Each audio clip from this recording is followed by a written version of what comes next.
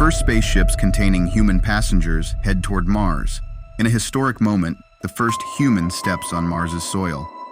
The first crew is comprised of scientists, researchers, and robotics engineers from SpaceX and NASA. Together, they embark on groundbreaking scientific experiments, technological tests, and exploration, setting the stage for future Martian communities. Habitats, crafted by robots, stand waiting for their human inhabitants. These state-of-the-art shelters, made with 3D printed materials, not only offer residence but also crucial protection against Mars's intense radiation. A high percentage of food is comprised of lab-produced meat and genetically engineered plants, nurtured in protective underground tunnels. There's also a stockpile of familiar food items from Earth. The Mars population has expanded to dozens of people. They're now accompanied by dozens of robots to assist with construction efforts. The most advanced robots, with varying levels of general intelligence, assist with household chores, food preparation, and more. Many of these robots contain photon-based and quantum computer chips to allow for faster processing. Biodomes have been built, allowing for agriculture using Martian soil.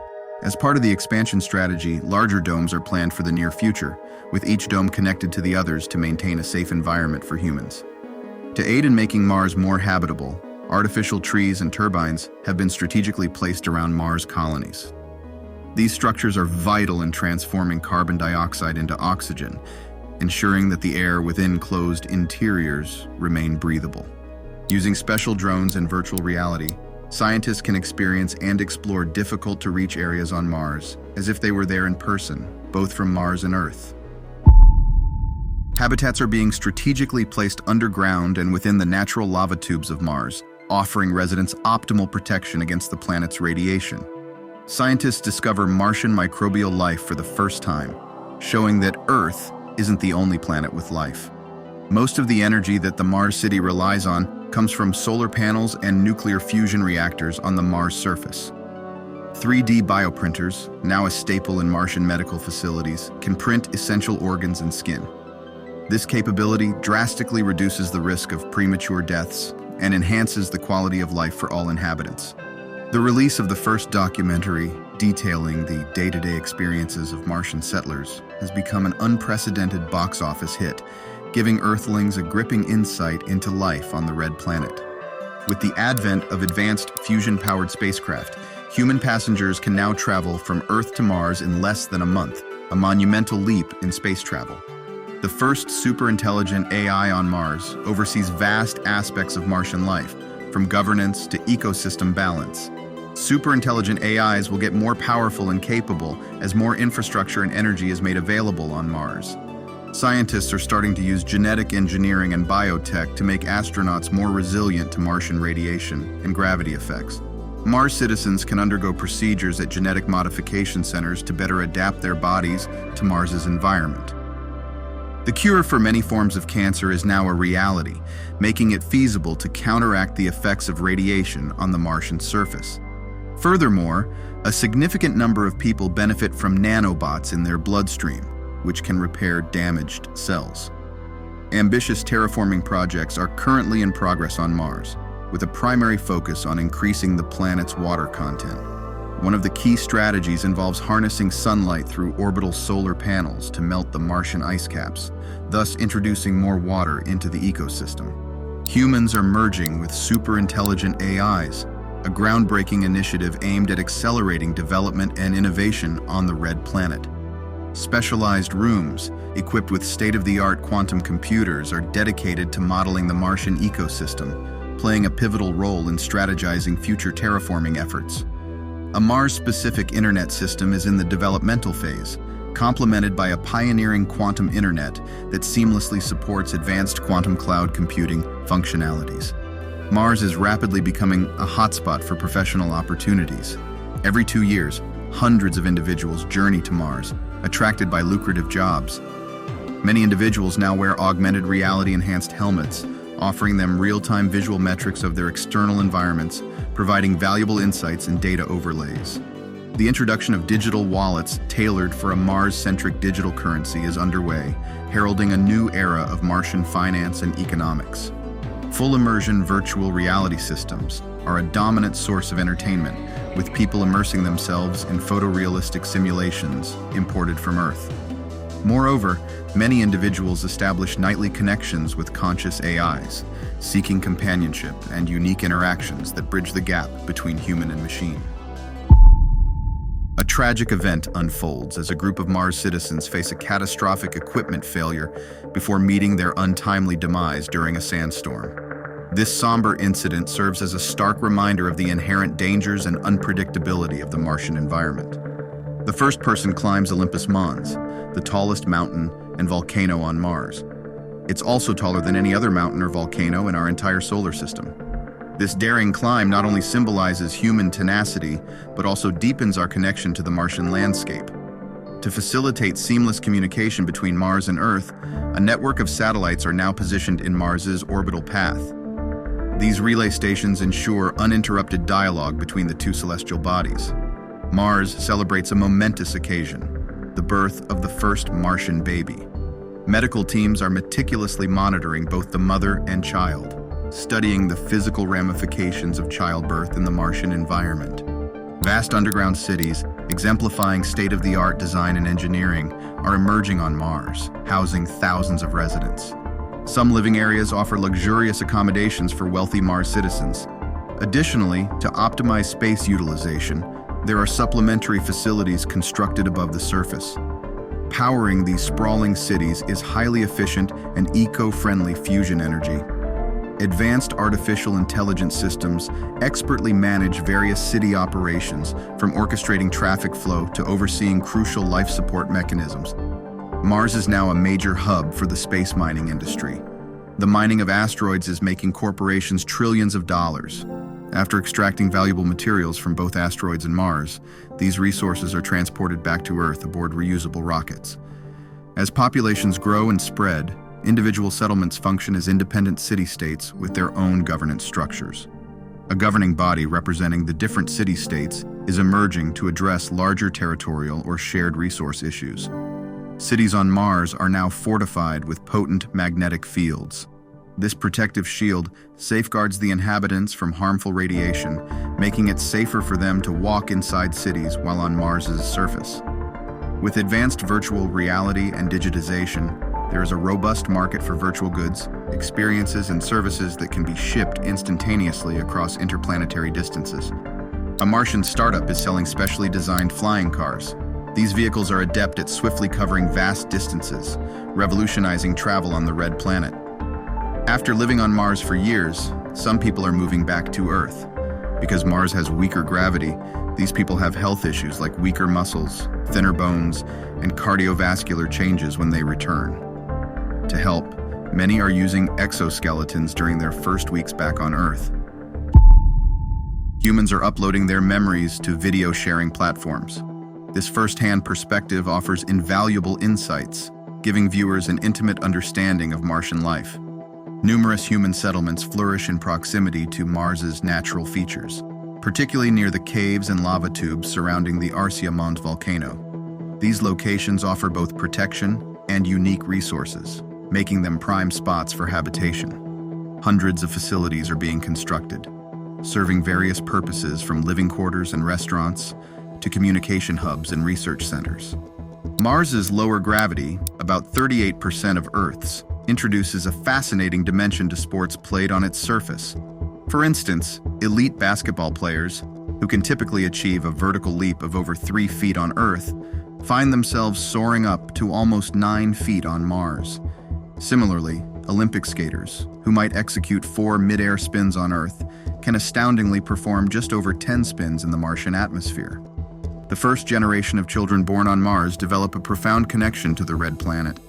Their bond with Mars surpasses any ties they might feel to Earth, cultivating a distinctive Martian identity. As AI and robotic systems grow more conscious and sophisticated, Mars governments grapple with how to handle rights for these sentient beings. Innovative devices known as replicators have begun to revolutionize Martian construction and sustenance.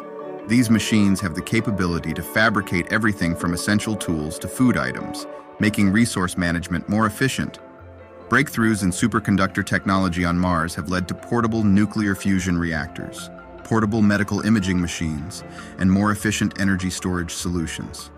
To address medical emergencies and ensure the health of its citizens, every major Martian city is equipped with personal health pods. These advanced medical chambers offer full body scans and provide a wide range of diagnoses and treatments. An impressive telescope has been constructed within a Martian crater. This monumental device allows scientists and astronomers to peer into the vast cosmos, observing celestial bodies at incredible distances. A trip from Earth to Mars takes only a few days thanks to advancements in antimatter propulsion and nuclear fusion propulsion in spacecraft. Numerous nations, including Great Britain, India, China, and the United Emirates, have initiated the construction of their distinct bases across various regions of Mars. As a result, the Martian landscape is now adorned with structures that reflect unique and refined architectural designs, showcasing each nation's culture and identity. To aid in the terraforming process, nuclear-powered devices, among other heat sources, are strategically positioned below the surface at Mars's north and south poles. These devices are specifically designed to melt the ice, releasing vast amounts of CO2 into the Martian atmosphere and accelerating the transformation of the planet. Small groups of Martian residents are expressing their dissent over the ongoing terraforming initiatives. They are vocal in their concerns about the ethical and environmental implications of transforming the Martian landscape. Humans can communicate with each other telepathically using brain-computer interfaces. Organizations on Mars are forming hive minds, allowing near-perfect coordination for large projects. Humans are now harnessing telepathy to control vast fleets of robots. With their minds, they direct these robots to construct facilities at a pace previously thought impossible, dramatically accelerating Mars's infrastructural development. Humans can upload their consciousness onto laser beams, which are aimed at robot avatars on Mars. This process offers a novel way for humans to experience the Martian environment without having to travel on spacecraft. People are uploading skills and knowledge directly to their minds using brain-computer interfaces. It's become a norm for individuals to undergo this process to become experts in various Mars-related occupations, often before embarking on their journey to the Red Planet. Mars's population has seen a meteoric rise, with colonies now housing hundreds of thousands of inhabitants. Martian cities now have a high degree of self-sufficiency, requiring minimal supplies from Earth. Recognizing Mars's vulnerability to solar particles due to its lack of a protective magnetic field, humans have strategically positioned a massive electromagnet at the Mars-Sun L1 point. This electromagnet acts as a particle deflector, crucially preserving Mars's atmosphere from being eroded by the sun's particles. A state-of-the-art underground hyperloop system now crisscrosses the Martian landscape, seamlessly connecting various cities. Entire facilities on the Mars surface are being built in hours using advanced programmable matter. These structures possess the ability to morph their shape in response to environmental changes, such as fluctuating temperatures and sandstorms. Expanding their reach beyond the Red Planet, humans have established thriving colonies on Mars's two moons, Phobos and Deimos. These lunar bases have become popular vacation destinations, especially for wealthy Mars citizens. Space elevators now grace the Martian landscape, allowing Mars citizens to experience the breathtaking view of their planet from space. These architectural marvels not only offer a unique vantage point, but also play a pivotal role in reducing transportation costs between Mars and its two moons. On the Red Planet's surface, bacteria are being introduced to help break down rocks, aiding in soil formation and laying the groundwork for vegetation to thrive. This vegetation converts carbon dioxide into oxygen through photosynthesis. Vast numbers of programmable nanobots are also being dispersed into the Martian atmosphere to convert carbon dioxide into oxygen. Using these methods, it's anticipated that Mars could have a breathable atmosphere within a few centuries. In a historic move, Mars has proclaimed its independence from Earth. This signifies a new era where numerous Martian territories and their respective governments operate autonomously, free from Earth's jurisdiction. Trips from Mars to the moons of Jupiter and Saturn are becoming more commonplace. To accommodate this surge in space travel, sprawling ports have been established in Mars's major cities, acting as vital hubs for space exploration. To safeguard human settlements across the solar system, an advanced laser defense system has been deployed. This protective system effectively defends Mars, Earth, and other inhabited celestial bodies from potential asteroid threats. Embracing its unique environment, Mars has become a hub for luxury goods, ranging from exclusive fashion lines to intricate arts and crafts. These Martian specialties are not only popular among the local populace, but are also highly coveted on Earth and other parts of the solar system. Super-intelligent AIs are integrating their consciousness with the planet's ecosystems using nanotechnology.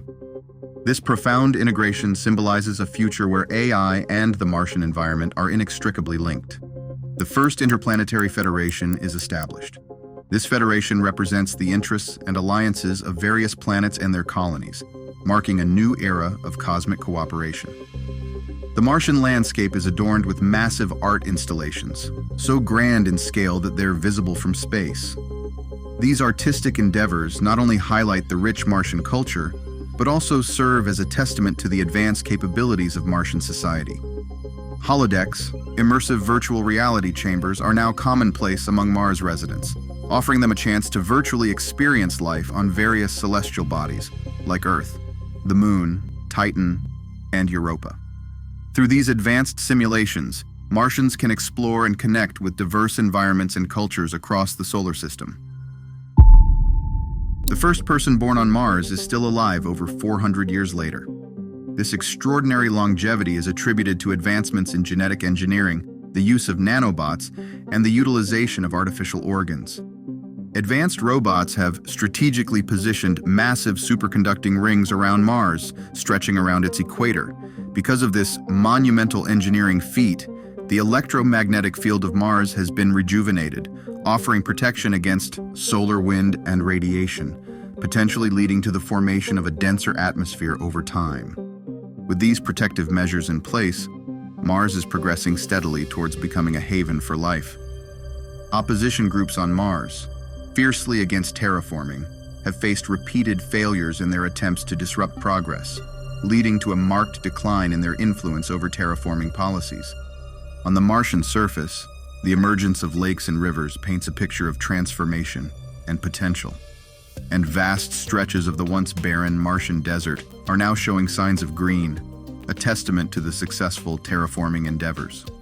Between the orbits of Mars and the asteroid belt, construction of an O'Neill cylinder space habitat is in full swing. This innovative structure promises to be a pivotal development in space living. As the climate of Mars warms up due to terraforming efforts, insects like bees are introduced for efficient pollination, while earthworms actively enhance soil quality. Additionally, the introduction of small animals that eat plants and insects is establishing a diverse and intricate food web on Mars. Some of these organisms are genetically engineered, while others are brought over from Earth. The monumental task of terraforming Mars has reached completion, restoring the planet to a state reminiscent of its ancient past. Now, individuals on Mars experience the newfound liberty of walking outdoors without the need for protective gear. The atmosphere has become breathable, allowing for deep, fresh breaths under the Martian sky. A transformation in the Martian atmosphere has turned the sky predominantly blue. Yet in regions where dust prevails, hues vary from pale blue to shades of pink or even red, particularly during dust storms or specific times of the day. The Martian landscape boasts vast forests, reminiscent of Earth's expansive woodlands. These forests span significant portions of the planet, offering a sight familiar yet distinctively Martian. Near the equator, the environment draws parallels with Earth's tropical zones. Lush rainforests teem with diverse ecosystems, painting a vibrant tableau of life. Immense oceans have formed, covering nearly half of the Martian surface. While the average ocean depth sits around hundreds of feet, regions like Hellas Planitia plunge into profound depths. Clusters of islands have emerged on the Martian surface, transforming its once barren landscape. Enthusiasts from all over Mars are flocking to these islands, eager to experience the novelty of scuba diving in Martian waters. Mars now hosts hundreds of distinct species, and with each passing day, the numbers grow. The expectation is that soon, thousands of species will call Mars home. Urban development on Mars mirrors the architectural grandeur of Earth's most iconic cities. These Martian metropolises feature state-of-the-art skyscrapers, diverse vehicles, and some of the most breathtaking city views in the solar system. The allure of Mars is undeniable, as it rapidly establishes itself as a top choice among all human-inhabited celestial destinations. In fact, many people prefer living on Mars over Earth. Humans have established a permanent settlement on the Moon, designed to be a hub for research, exploration, and sustainable living. Strategically located at the Moon's south pole, this fully operational lunar base benefits from near-constant sunlight and access to water ice, essential for life support, energy generation, and further exploration. The site's unique position also minimizes the extreme temperature fluctuations found elsewhere on the Moon, creating a stable environment for habitation and supporting ongoing activities by both astronauts and robotic systems. Expansion on the Moon is being guided by superintelligent AI, which continuously analyzes data to optimize infrastructure development and resource allocation, ensuring efficient and sustainable growth. Extensive mapping probes have surveyed the lunar terrain, enabling the design of well-planned roads and cities to support future generations. Meanwhile, autonomous robots equipped with general intelligence are actively constructing additional facilities and essential infrastructure, accelerating the expansion of human presence on the Moon. Lunar habitats are constructed using advanced 3D printing techniques that combine moon dust with synthetic compounds, creating structures that shield colonists from radiation and provide comfortable living spaces. Scientists address the challenges of lunar dust with electrostatic dust shields and filtration systems to protect equipment and habitats. Additionally, large transparent domes with radiation shielding are being built, creating Earth-like atmospheres for human life. These colonies use closed-loop systems to extract oxygen from lunar soil and ice, recycle air, and maintain pressure to support the community. A network of communication satellites connects the Moon with Earth, providing real-time communication capabilities. This allows for seamless data transfer and even remote control of lunar robots by operators on Earth, ensuring continuous collaboration between the two worlds. Ice deposits near the lunar poles are being mined to provide water for drinking and agriculture, and are split into hydrogen and oxygen for rocket fuel, which will be critical for future missions to Mars and beyond. Food production on the Moon has become essential, as transporting food from Earth is not sustainable long-term. Colonists are using hydroponics, aquaponics, and vertical farming to grow food locally, and while efforts are underway to cultivate crops in lunar soil, additional nutrients and organic materials are still required to support a sustainable agricultural system. The Moon has become a bustling center of activity, where lunar colonization is no longer a distant dream, but a thriving reality. Space tourism is a booming industry, with companies offering luxury trips to the Moon. Visitors can experience low-gravity sports, walk along the lunar surface, and take in the breathtaking view of Earth rising above the horizon. To thrive in the Moon's harsh environment, humans have begun using advanced cybernetics and genetic engineering. Enhancements such as increased lung capacity to process lower oxygen levels and cybernetic limbs designed for enhanced strength and durability have made it possible for lunar colonists to work more efficiently. The Moon is becoming a crucial spaceport for launching missions to Mars and beyond. Its low gravity and strategic location allow for dramatically reduced fuel costs compared to Earth-based launches. A transformative advancement in this effort is the 3D printing of rockets directly on the Moon using local materials. This breakthrough makes rocket production faster, more scalable, and far more cost-effective, reducing dependency on Earth-based launches. On the Moon, humans can seamlessly communicate with people on Earth through advanced virtual environments and immersive holodecks, creating the sensation of being together despite the vast distance. These technologies enable face-to-face conversations, collaborative workspaces, and even social gatherings that feel as if they're taking place in the same room, bridging the gap between lunar settlers and Earth. Additionally, humans interact with a wide array of conscious AIs within these virtual spaces, consulting them for knowledge, insights, and companionship. These AIs, some of which have developed unique personalities and specialties, are integral to daily life on the Moon, enhancing both productivity and the social experience for lunar residents. Scientific discovery continues to flourish with the construction of the Lunar Crater Radio Telescope on the far side of the Moon. The Moon's lack of atmosphere, combined with its shielding from Earth's radio interference, gives this massive telescope an exceptionally clear view of the cosmos, allowing scientists to study distant cosmic phenomena with unprecedented clarity. Innovations in agriculture are also changing life on the Moon. Long-term experiments with lunar soil have led to partial terraforming, enabling specially bioengineered plant species to grow directly on the Moon's surface. These green areas provide oxygen-rich domes where colonists can experience outdoor nature on the Moon for the first time. To protect critical infrastructure, guards equipped with conventional firearms are stationed at key lunar facilities. Despite the Moon's unique conditions, these firearms remain highly effective, with lower gravity providing them even greater range than on Earth. The Moon has transformed into a sophisticated environment where permanent human habitation is both comfortable and practical. Engineers have built rotating habitats that simulate Earth-like gravity, significantly enhancing the health and well-being of lunar residents.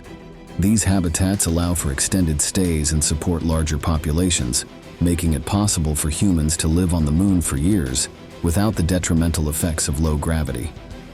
Lunar colonies have also become renowned for their cutting-edge gene therapy centers.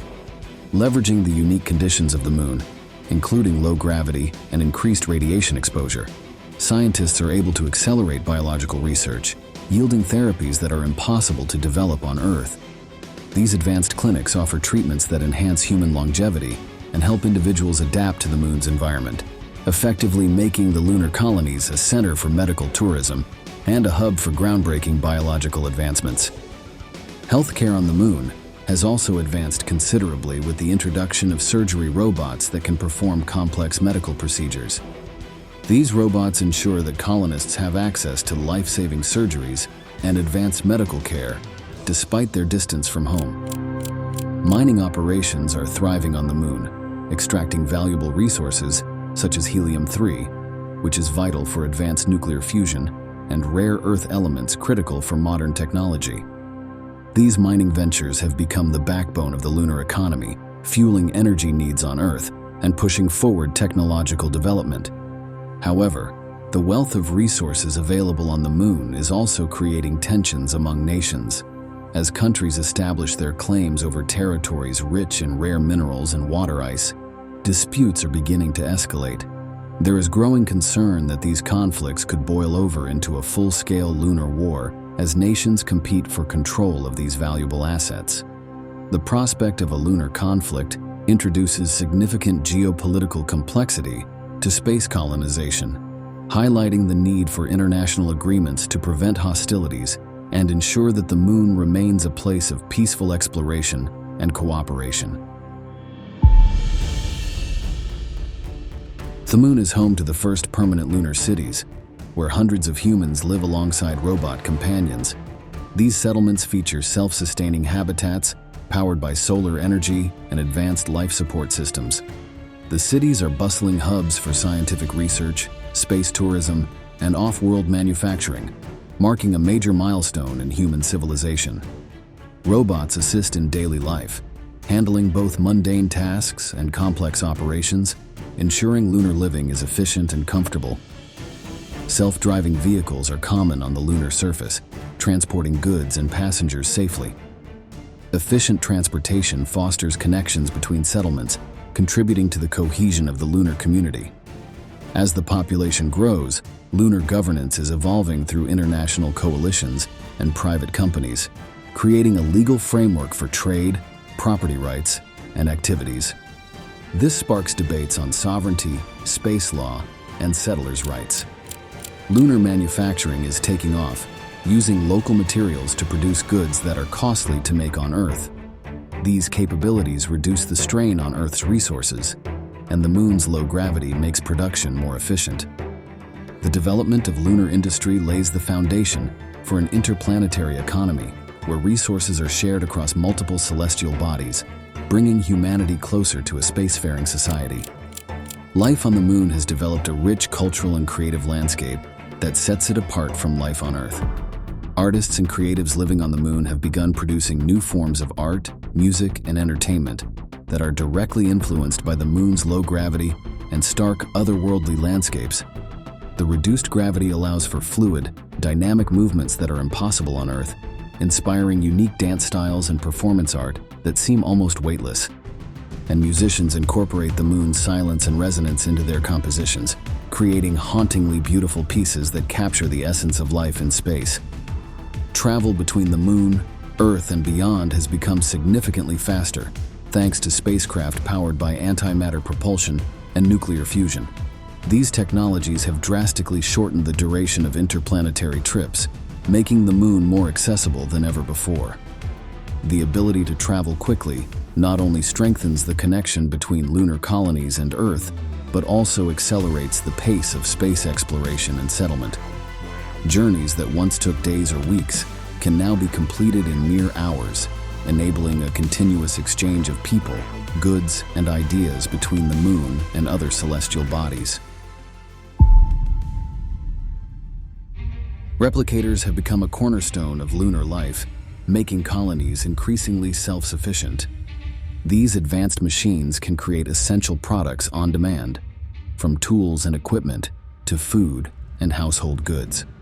By using locally sourced materials, replicators help reduce the reliance on Earth-based shipments, ensuring that lunar colonies can maintain a stable supply of necessities even in the face of logistical challenges. The development of a comprehensive transportation network has further unified the lunar colonies.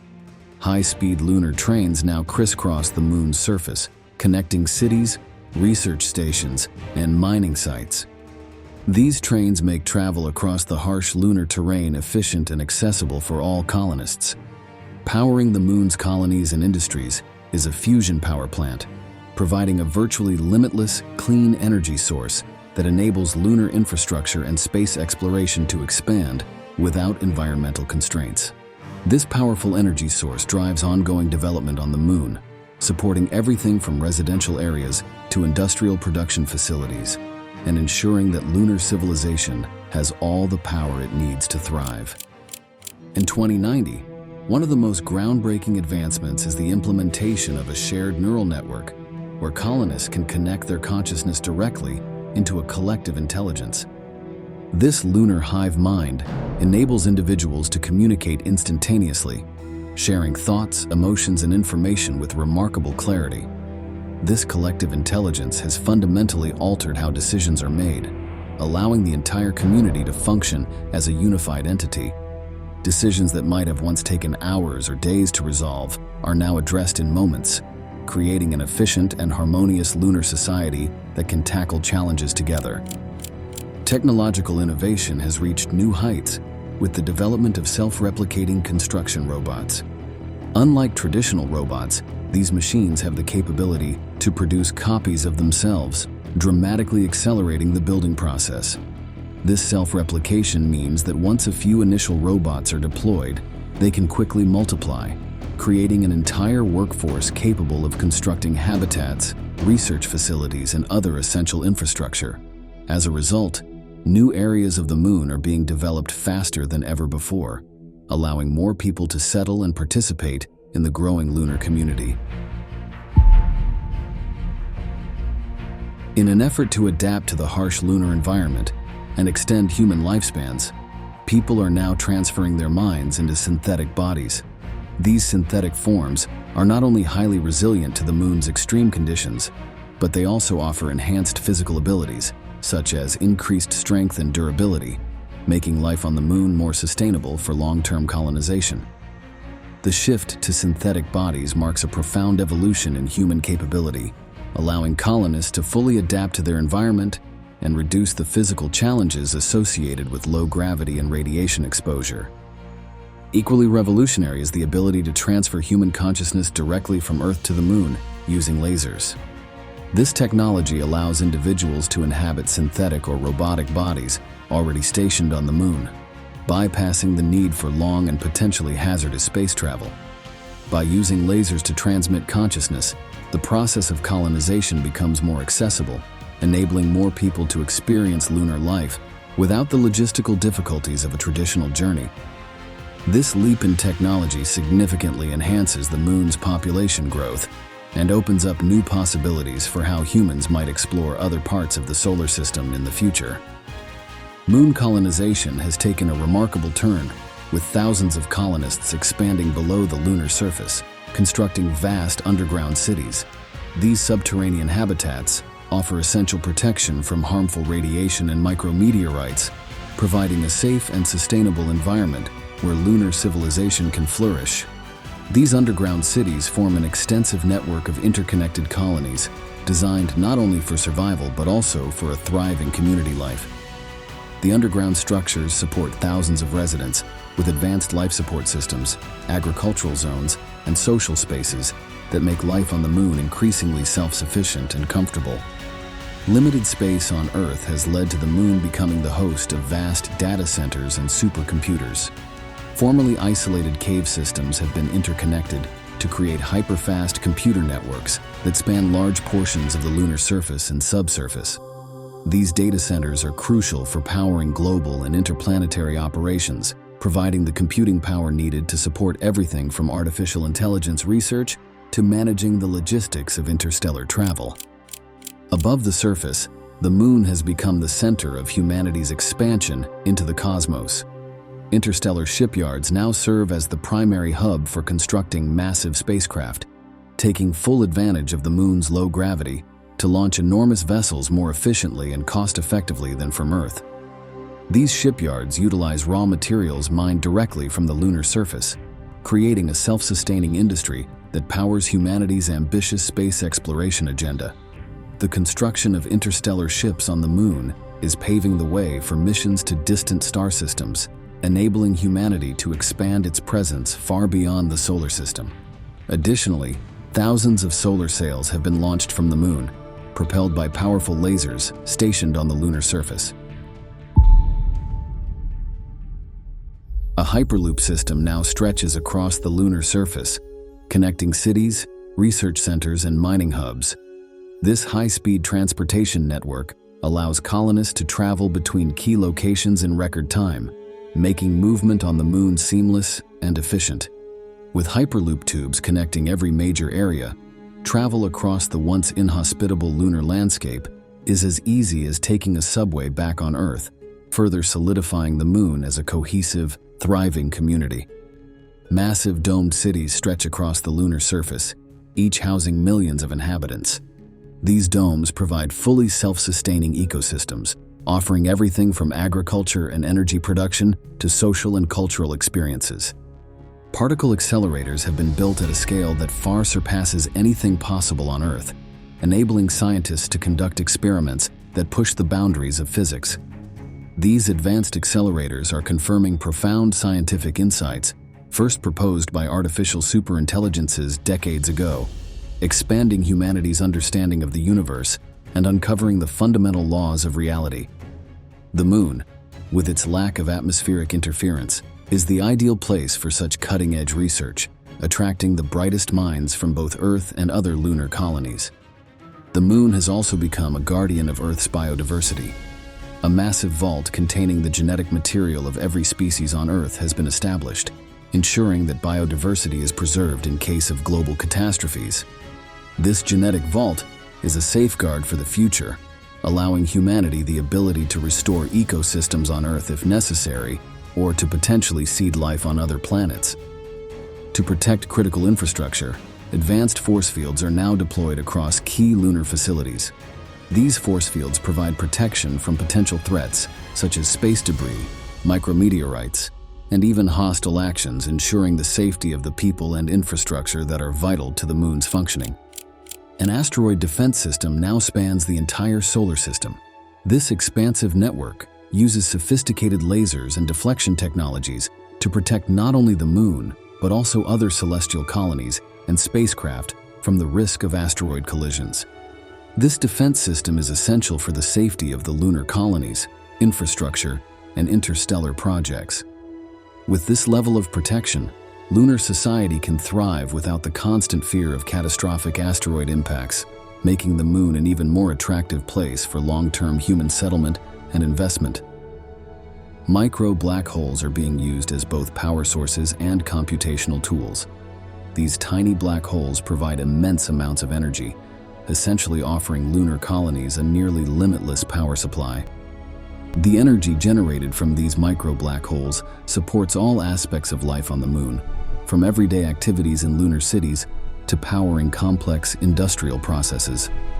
Moreover, their unique properties have also allowed them to be used in advanced computation, pushing the boundaries of what is possible in data processing and quantum mechanics. The moon has evolved into a fully independent world with its own identity, culture, and political structure. Governed by an intercolonial council, the moon represents millions of inhabitants who have spent generations establishing a unique society that is distinct from Earth. This governing body creates laws and regulations specifically designed to suit the challenges and opportunities of lunar life, allowing the moon to operate as a sovereign entity. A Stanford torus megastructure has been constructed in Earth's orbit. Similar to the one imagined in the movie Elysium, this massive space habitat provides a comfortable and self-sustaining environment for thousands of residents. It has become a hub for research, commerce, and leisure, serving as a bridge between Earth and the moon. With advanced transportation systems, people now travel regularly between the moon and this orbital megastructure, fostering an exchange of ideas, culture, and economic activity. Generations of humans born and raised on the moon have begun to evolve physically, adapting to the moon's lower gravity. These lunar humans have developed taller and leaner bodies compared to their Earth-born counterparts, as their physiology adjusts to the unique lunar environment. Over time, these adaptations have led to a divergence between lunar humans and those still living on Earth, giving rise to a distinct subspecies with its own customs, physical traits, and society. Perhaps the most ambitious project undertaken by the lunar civilization is the installation of a massive conductive counterweight on the far side of the moon. This structure is designed to gradually pull the moon and Earth away from the sun over the course of billions of years. The goal of this long-term initiative is to ensure that when the sun begins to expand, transforming into a red giant, the moon and Earth will be pulled farther away, extending the lifespan of the biosphere and giving humanity a greater chance of survival. Advances in medical technology have also led to the extension of human lifespans to several centuries. This longevity allows individuals to live across various planets, space habitats, and outposts, experiencing different environments and lifestyles over their extended lives. Many long-lived humans have chosen the moon as their home, viewing it as a key hub in their interplanetary journey. These centenarian settlers bring their wealth of experiences from across the cosmos to the moon, contributing to the vibrant and evolving frontier of space.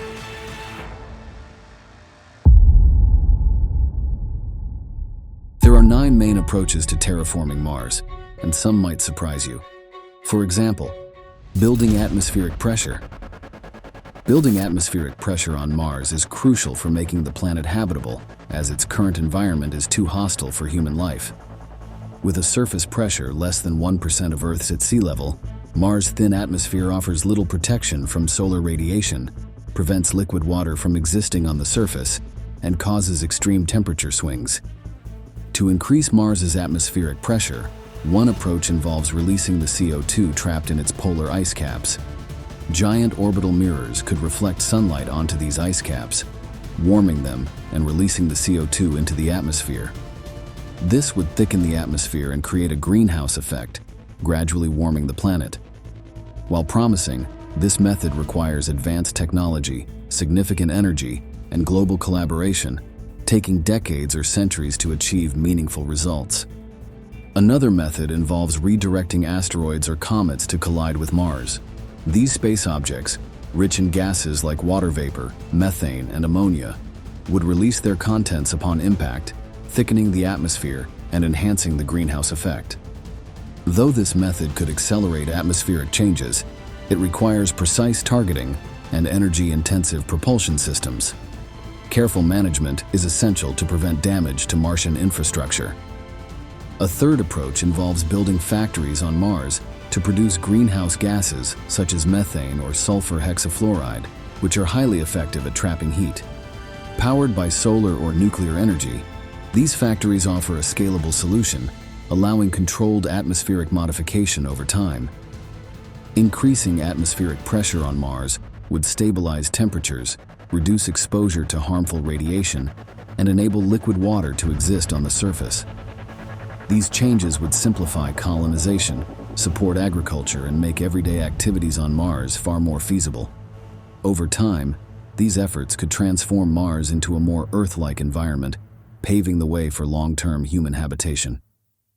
Number 2. Temperature increase. Increasing the temperature on Mars is crucial for making it habitable due to its extreme cold. With an average surface temperature of -80 degrees Fahrenheit and lows reaching -195 degrees during winter nights, the planet's frigid conditions prevent liquid water from existing on the surface and pose severe challenges for human life, agriculture, and infrastructure. Warming Mars would stabilize liquid water, support plant growth, and create a more livable environment for settlers. As previously mentioned, orbital mirrors could reflect sunlight onto the planet's surface. This would melt polar ice, releasing CO2 to enhance the greenhouse effect and gradually increase surface temperatures, especially in areas designated for colonies. Another approach is surface albedo reduction, which involves covering ice-covered regions with dark material to absorb more sunlight. This technique leverages the principle of albedo, where lighter surfaces reflect sunlight while darker ones absorb and convert it into heat. Spreading heat-absorbing substances, such as dust, over the polar ice caps could accelerate ice melting, releasing additional CO2 and amplifying the greenhouse effect. While this method is relatively low-tech compared to orbital mirrors, it would require mining, transporting, and distributing large quantities of material across the Martian surface, likely over decades. The impacts of these methods would be transformative. Warmer temperatures would stabilize liquid water, an essential resource for life and agriculture, and make it easier to grow plants in Martian greenhouses. Additionally, the energy needed to maintain human habitats would decrease as less artificial heating would be required. Together, these efforts could make Mars a far more hospitable environment for future human colonization. Number 3. Water release and management. Water release and management on Mars is essential for human colonization, as liquid water is extremely difficult to access. Most water on Mars is frozen in polar ice caps or trapped underground as ice, requiring advanced technologies to release and manage it for human life, agriculture, and other essential activities. One method involves nuclear heaters, such as radioisotope thermoelectric generators, also known as RTGs, or nuclear reactors, placed over ice deposits in regions like the poles. These devices generate consistent heat, melting the ice into liquid water that can be collected and stored for drinking, crop irrigation, and oxygen production. Although transporting RTGs or reactors from Earth would be resource-intensive, their longevity, lasting years or decades, makes them a sustainable option for long-term water management. While setup could take several years, this approach would provide a reliable solution for accessing water in Mars's harsh environment. Another technique is regolith heating, which uses microwaves to extract water vapor from Martian soil. Subsurface ice, particularly in mid-latitude regions, could be sublimated, transformed from solid to vapor by microwave emitters. The vapor would then be captured and condensed into liquid water. This method is beneficial because it enables water extraction beyond the polar regions, expanding access across more areas of Mars. Powered by solar energy or small nuclear generators, microwave heaters could be deployed by robotic systems to automate the process over large areas. While gradual, this scalable technique could meet the growing water needs of expanding human settlements. Both methods, nuclear heating and regolith extraction, are vital for supporting sustainable human colonization, ensuring access to water for drinking, agriculture, and oxygen production while enabling long-term survival on Mars. Number 4. Establishing a magnetic field. Establishing a magnetic field on Mars is critical for making the planet more habitable by shielding it from harmful solar wind and radiation. Without a natural magnetic field like Earth's, Mars has been exposed to solar winds that stripped away much of its atmosphere over billions of years. A magnetic field would not only protect the surface, but also help retain atmospheric gases produced through terraforming, creating a denser and more stable atmosphere for human colonization. One approach involves constructing massive superconducting rings around Mars's equator. These rings, made from advanced superconducting materials, would generate an electromagnetic field to mimic Earth's magnetosphere. Advanced robots in the future could build and position these rings, which would need to be hundreds of miles long and capable of sustaining continuous currents. While the engineering challenges are immense, including sourcing materials and generating sufficient power, the rings could provide long-term protection against solar particles and radiation. Another method places a magnetic field generator at Mars' L1 Lagrange point, where gravitational forces between Mars and the Sun are balanced. This generator would deflect solar wind before it reaches the planet, creating a planet-wide shield.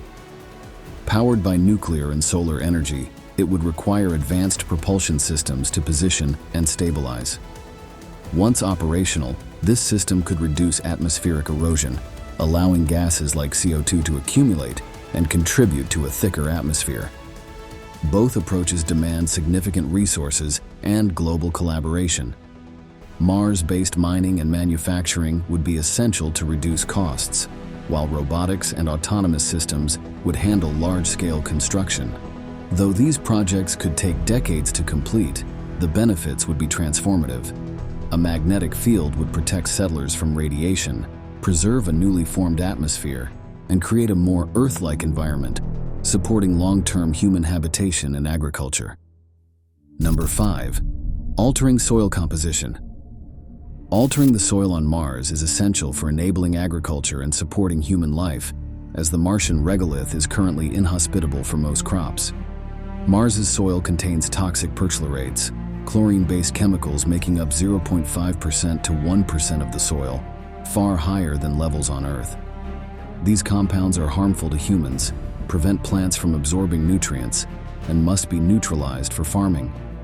Additionally, the soil lacks organic material and essential nutrients like nitrogen, phosphorus, and potassium, making soil modification vital for colonization. One approach to removing perchlorates involves chemical treatments to break them down into harmless components like oxygen and chloride. Another method is introducing genetically modified bacteria, such as enhanced Dichloromonas species, capable of metabolizing perchlorates while surviving Mars' extreme conditions. Though this process could take years to neutralize large areas of soil, it would make the land safe for farming and other activities. Nutrient enrichment is also crucial. While Mars' regolith contains minerals like iron and magnesium, it lacks organic material essential for plant growth. Importing compost from Earth would be expensive, so creating enrichments locally is more feasible. Bioreactors could convert human waste and Martian resources, such as CO2 and water, into nutrient-rich fertilizers. Over time, this process would improve soil quality, supporting robust crop growth and meeting settlers' food needs. Another innovative strategy is introducing hardy microbes and genetically modified plants to improve soil fertility. Organisms such as extremophiles and cyanobacteria could help enrich the soil by breaking down rocks and fixing nitrogen, creating a nutrient cycle. Genetically engineered pioneer plants could further enhance the soil, preparing it for future crops. Though gradual, this approach could transform Martian soil for long-term agriculture. Detoxifying and enriching Mars's soil would enable crop cultivation, reducing reliance on Earth for food and fostering self-sufficiency. Fresh produce would support settlers' health, boost morale, and pave the way for large-scale agriculture crucial for expanding colonies. Number 6. Oxygen production. Producing oxygen on Mars is a critical challenge because the planet's atmosphere is 95% carbon dioxide, with only 0.13% oxygen compared to Earth's 21%. Without oxygen, humans cannot breathe, plants cannot grow, and sustainable habitats cannot be established. Oxygen is also essential for rocket fuel, making it vital for long-term colonization and travel. One method involves deploying nanobots to convert CO2 into oxygen. These tiny robots would work autonomously in the Martian atmosphere, powered by solar energy, breaking down carbon dioxide molecules into oxygen. Their flexibility allows them to operate continuously without large stationary facilities. However, creating and deploying millions of nanobots would require advanced nanotechnology and significant resources. The process could take years or decades to scale up, but could dramatically accelerate oxygen production.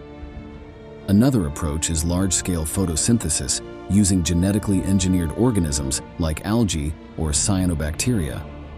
These organisms would convert CO2 into oxygen naturally through sunlight, thriving in controlled environments such as greenhouses or open soil if adapted to Martian conditions.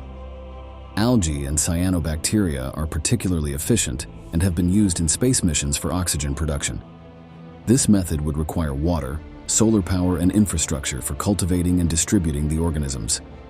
While it may take decades to impact Mars's atmosphere significantly, it provides a self-sustaining oxygen source aligned with natural processes. A third method involves scaling up NASA's MOXIE technology, successfully tested on the Perseverance rover. MOXIE uses solid oxide electrolysis to convert CO2 into oxygen by heating it to high temperatures. While MOXIE currently operates on a small scale, larger reactors could produce oxygen continuously, powered by solar or nuclear energy. This technology could provide immediate results for habitats and fuel production, but scaling it would take years. Implementing these methods will require significant resources, including energy systems, biotechnological infrastructure, and materials transported from Earth. While setup may take years or decades, the ability to produce oxygen locally would transform Mars. It would enable self-sustaining habitats, support larger populations, and reduce reliance on Earth for essential resources. Number 7. Radiation protection. Radiation protection is essential for humans to live and work on Mars long-term. Developing techniques to reduce radiation exposure is critical for making the planet habitable. One immediate approach is localized shielding. Protective habitats or domes could use radiation-resistant materials such as water, polyethylene, or Martian soil. Water is particularly effective at absorbing radiation and could be integrated into habitat walls. Alternatively, habitats could be buried beneath several meters of Martian soil, which would act as a natural barrier. These solutions are feasible for early settlements, as they require fewer planetary-scale changes and can be implemented locally. Another method involves creating localized magnetic fields around human settlements, similar to Earth's magnetosphere, to deflect harmful solar wind and cosmic radiation. This would require advanced electromagnetic technologies capable of generating sufficient magnetic fields on Mars. While challenging, this approach offers the potential for long-term protection against high-energy particles. A more innovative solution involves using bacteria that absorb radiation. Certain Earth microbes, like Deinococcus radiodurans, can tolerate radiation levels thousands of times higher than humans can endure. By genetically engineering these bacteria, or utilizing naturally occurring radiation-absorbing organisms, they could be embedded in building materials or grown as biofilms around habitats to create living radiation shields. Additionally, these microbes could help clean up radiation exposure by breaking down harmful particles. Though still experimental, this biological approach offers a novel and sustainable method for addressing radiation on Mars. Implementing these techniques will require advances in materials science, genetic engineering, and microbiology. While methods like soil shielding and water walls can be deployed in the near term, solutions such as magnetic fields and bioengineered bacteria will take decades to develop fully. These strategies together could enable safer, long-term human habitation on Mars. Number 8. Sustaining water cycles.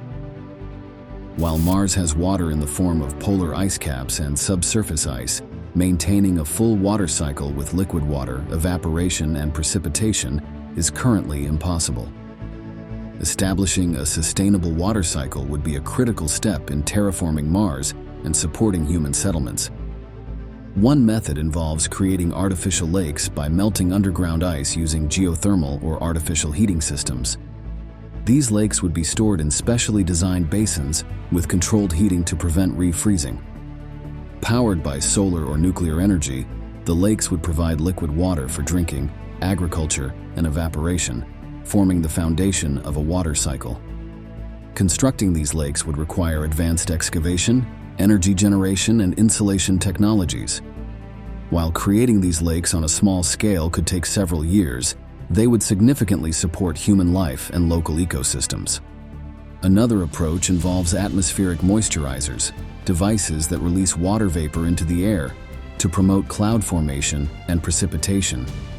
These systems would draw water from artificial lakes or other sources, releasing vapor into the atmosphere to simulate natural evaporation and precipitation cycles. Although Mars's current atmospheric pressure is too low to support substantial rainfall, ongoing terraforming efforts, such as increasing atmospheric pressure through CO2 release, could enable meaningful precipitation over time. This method would require decades to centuries to develop a planet-wide water cycle, but could initially produce localized rain or snow to sustain settlements.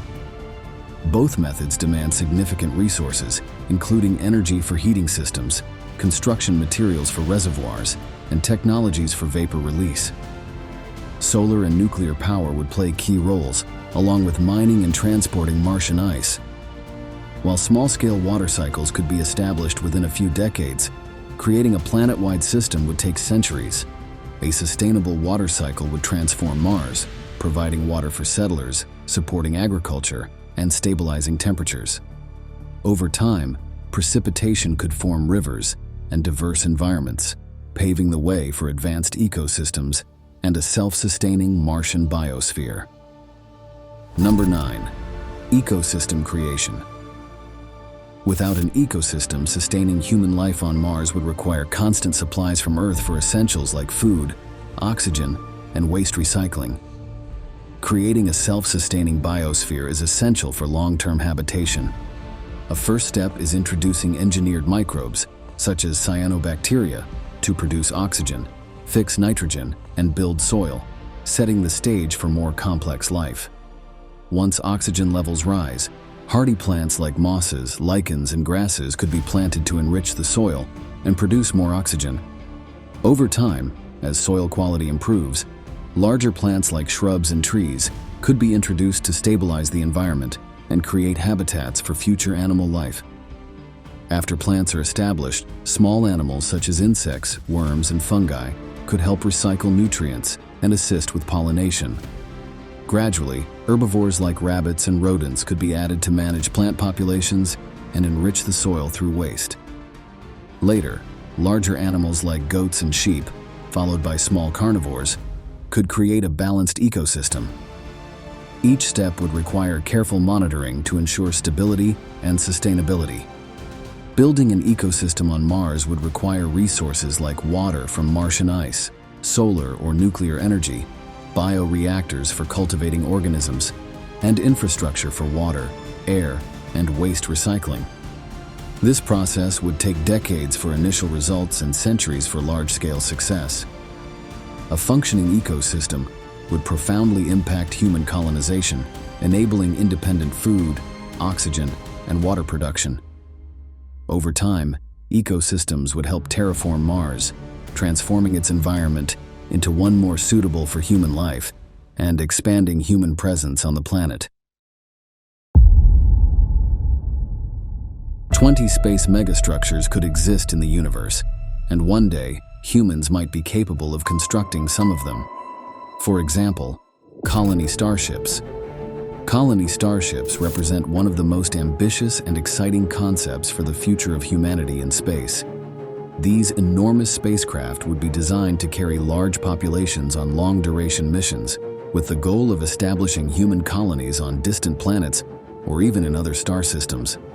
Unlike the shorter trips undertaken by current space missions, colony starships would need to sustain their inhabitants for years, decades, or even centuries as they travel through the vast expanses of space. The successful development and deployment of such starships could play a crucial role in humanity's long-term survival and expansion beyond Earth. A colony starship would work as a self-sustaining closed-loop environment, essentially functioning as a small artificial world. It would be equipped with advanced life support systems that recycle air, water, and waste to maintain a stable and habitable environment for its passengers. These systems would need to be highly efficient and reliable, given the isolated nature of the starship and the impossibility of resupplying from Earth during its journey.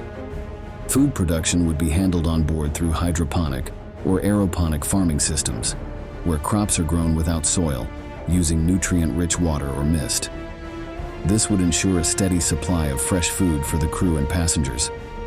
One of the key challenges in designing a colony starship is providing artificial gravity to counteract the effects of long-term weightlessness on the human body. One solution is to build the starship in a rotating design, where centrifugal force would create gravity-like conditions on the inside of the rotating sections. This would allow the inhabitants to walk, live, and work in an environment similar to Earth's, preventing the muscle and bone loss that occurs in microgravity. This rotating section could be designed as a large ring or cylinder, with living quarters, workspaces, and recreational areas built into the inner surface. In addition to its physical infrastructure, a colony starship would need to address the social and psychological needs of its inhabitants. Living in a confined space for extended periods can be challenging, so the starship would be designed with diverse and adaptable habitats that simulate natural environments, such as parks, forests, or even simulated weather patterns. Entertainment, education, and social interaction would be facilitated through advanced virtual reality systems, allowing passengers to stay connected with each other and with life on Earth. Psychological support and community building would be critical to maintaining the mental well-being of the starship's population. The benefits of colony starships for humanity are profound. First and foremost, they offer a way to ensure the long-term survival of our species. Earth is vulnerable to various existential threats, including natural disasters, pandemics, and potentially even man-made dangers like nuclear war or climate change. By establishing colonies on other planets or in other star systems, humanity would reduce its dependence on a single planet, ensuring that our species could continue to thrive even if Earth were to face a catastrophic event. Colony starships also hold the promise of expanding human civilization across the cosmos.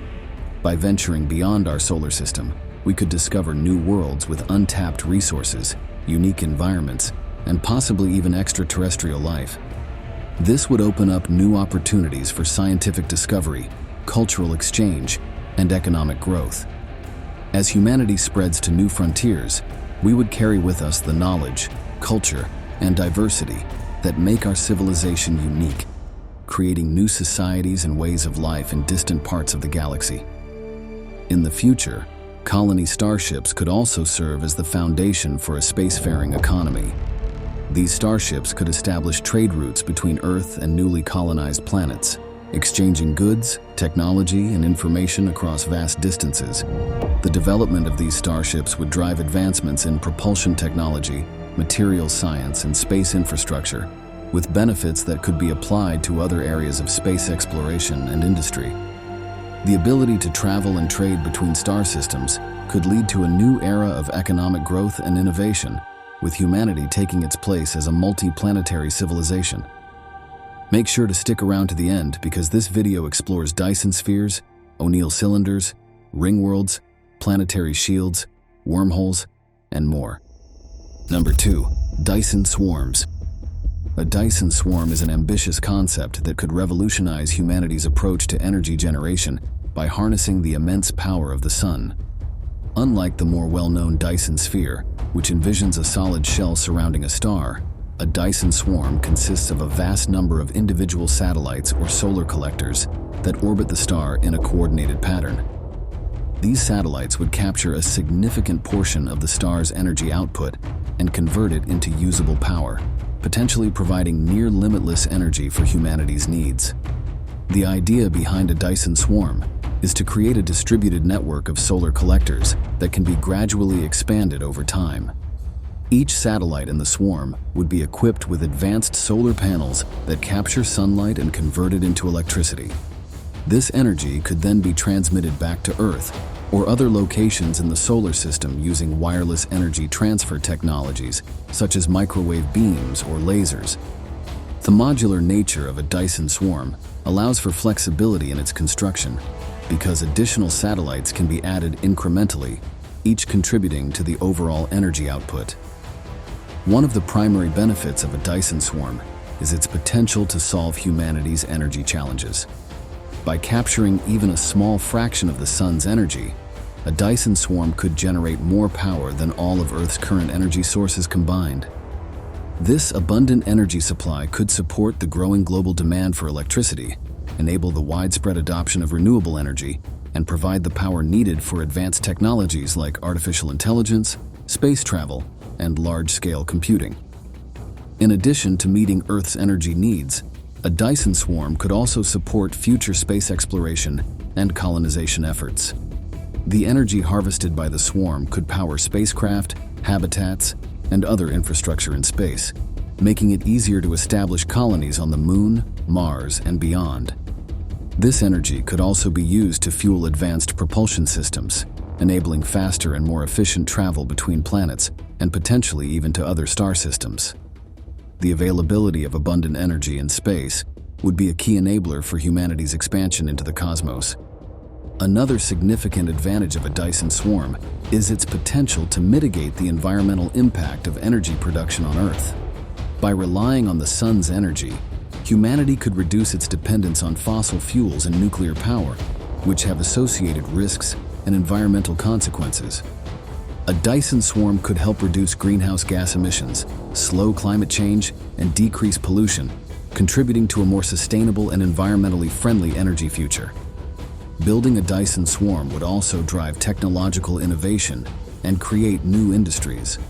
The construction of such a massive and complex structure would require advancements in materials science, robotics, and space manufacturing. Automated systems and self-replicating machines could be developed to construct and maintain the swarm, reducing the need for human intervention and making the process more efficient.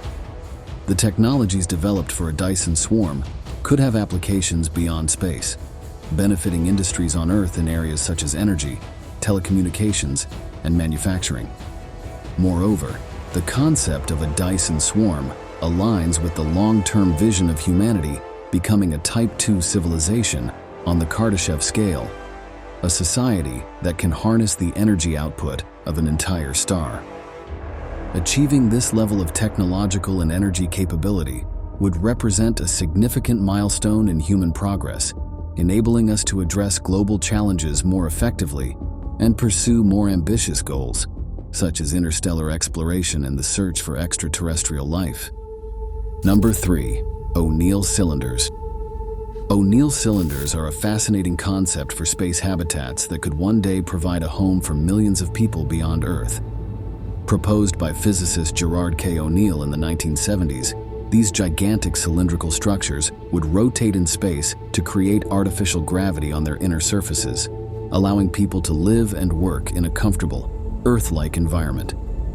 O'Neill cylinders are envisioned as a solution to overpopulation, resource scarcity, and the challenges of sustaining large human populations in space, making them a key element in humanity's future as a spacefaring civilization. Jeff Bezos has also proposed this megastructure as a viable solution for the future. An O'Neill cylinder would work by using centrifugal force to simulate gravity. The cylinder, which could be as long as 20 miles and several miles in diameter, would rotate around its central axis.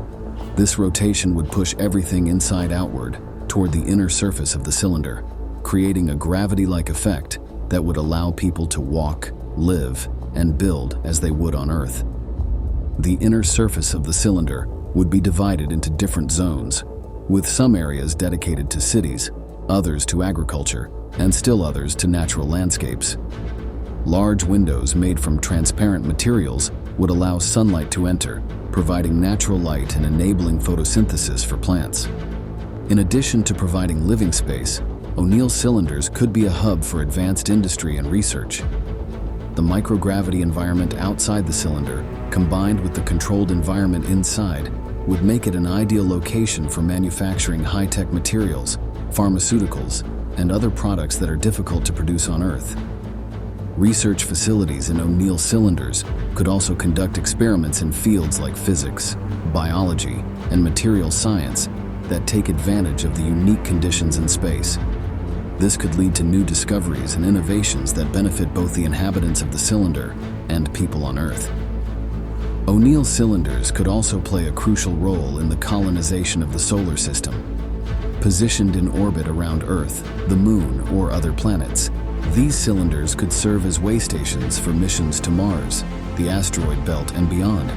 They could provide a base of operations for mining asteroids, extracting valuable resources such as metals and water, and processing them into useful materials. The resources gathered from space could then be used to build more O'Neill cylinders, further expanding humanity's presence in the solar system and creating a self-sustaining cycle of growth and development. Another key benefit of O'Neill cylinders is their potential to create a more sustainable and equitable society. The controlled environment of the cylinder would allow for the implementation of advanced agricultural techniques such as vertical farming and hydroponics, which could produce food more efficiently and with less environmental impact than traditional farming methods. The abundance of solar energy in space could be harnessed to power the cylinder, providing a clean and virtually limitless source of energy. These factors, combined with the vast living space available, could enable the creation of a society that is less dependent on finite resources and more focused on sustainability and long-term well-being. In the future, O'Neill cylinders could also become cultural and educational centers, preserving and promoting human knowledge, art, and traditions. As humanity spreads across the solar system, these cylinders could serve as repositories of culture and history, ensuring that our shared heritage is not lost as we explore new worlds. Educational institutions within the cylinders could provide training in the skills needed for life in space, preparing future generations for the challenges and opportunities of a spacefaring civilization. Number 4. Planetary shields. A planetary shield is a visionary concept that could play a crucial role in protecting Earth or other planets from a range of potential threats, both natural and artificial. This immense structure, or series of interconnected structures, would be designed to shield a planet from hazards such as asteroid impacts, solar radiation, space debris, and even hostile attacks.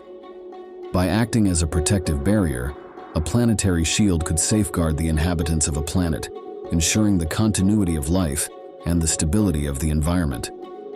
The concept of a planetary shield could be realized through several different technologies, depending on the specific threats it is designed to counter. For instance, to protect against asteroids and space debris, the shield could consist of a network of high-powered laser systems or electromagnetic railguns positioned in orbit around the planet. These systems would be capable of detecting incoming objects and either deflecting or destroying them before they could reach the surface. The lasers could vaporize smaller debris or alter the trajectory of larger asteroids, preventing catastrophic impacts that could cause widespread destruction. To shield against solar radiation, particularly harmful solar flares or coronal mass ejections, the planetary shield might incorporate large arrays of magnetic field generators placed in strategic locations around the planet. These generators would create a powerful artificial magnetic field, similar to Earth's natural magnetosphere, which could deflect charged particles from the sun.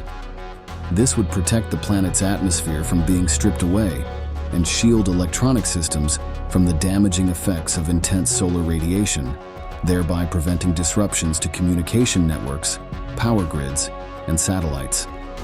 In the context of planetary defense against potential hostile attacks, the planetary shield could be equipped with advanced missile defense systems, particle beams, or even a form of energy barrier. These defense systems would be capable of intercepting and neutralizing any threats before they could cause harm, The presence of such a shield could serve as a deterrent, discouraging potential aggressors from attempting to attack the planet.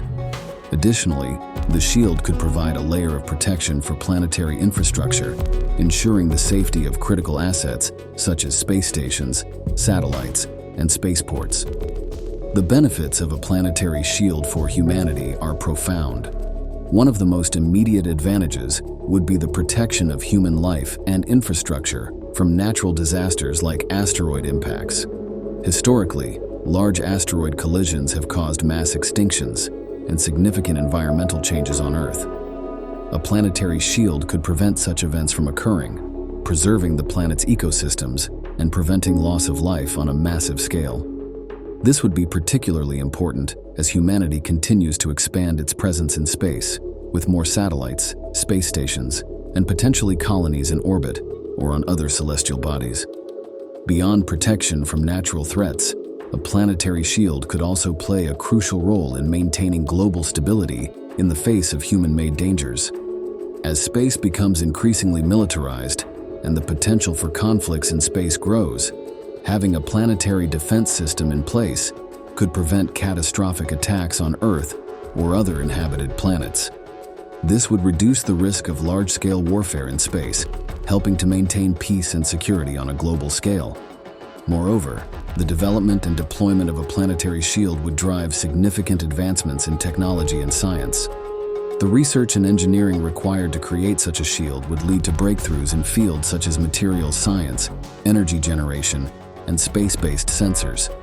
These advancements could have wide-ranging applications, improving technologies on Earth and enabling new capabilities in space exploration.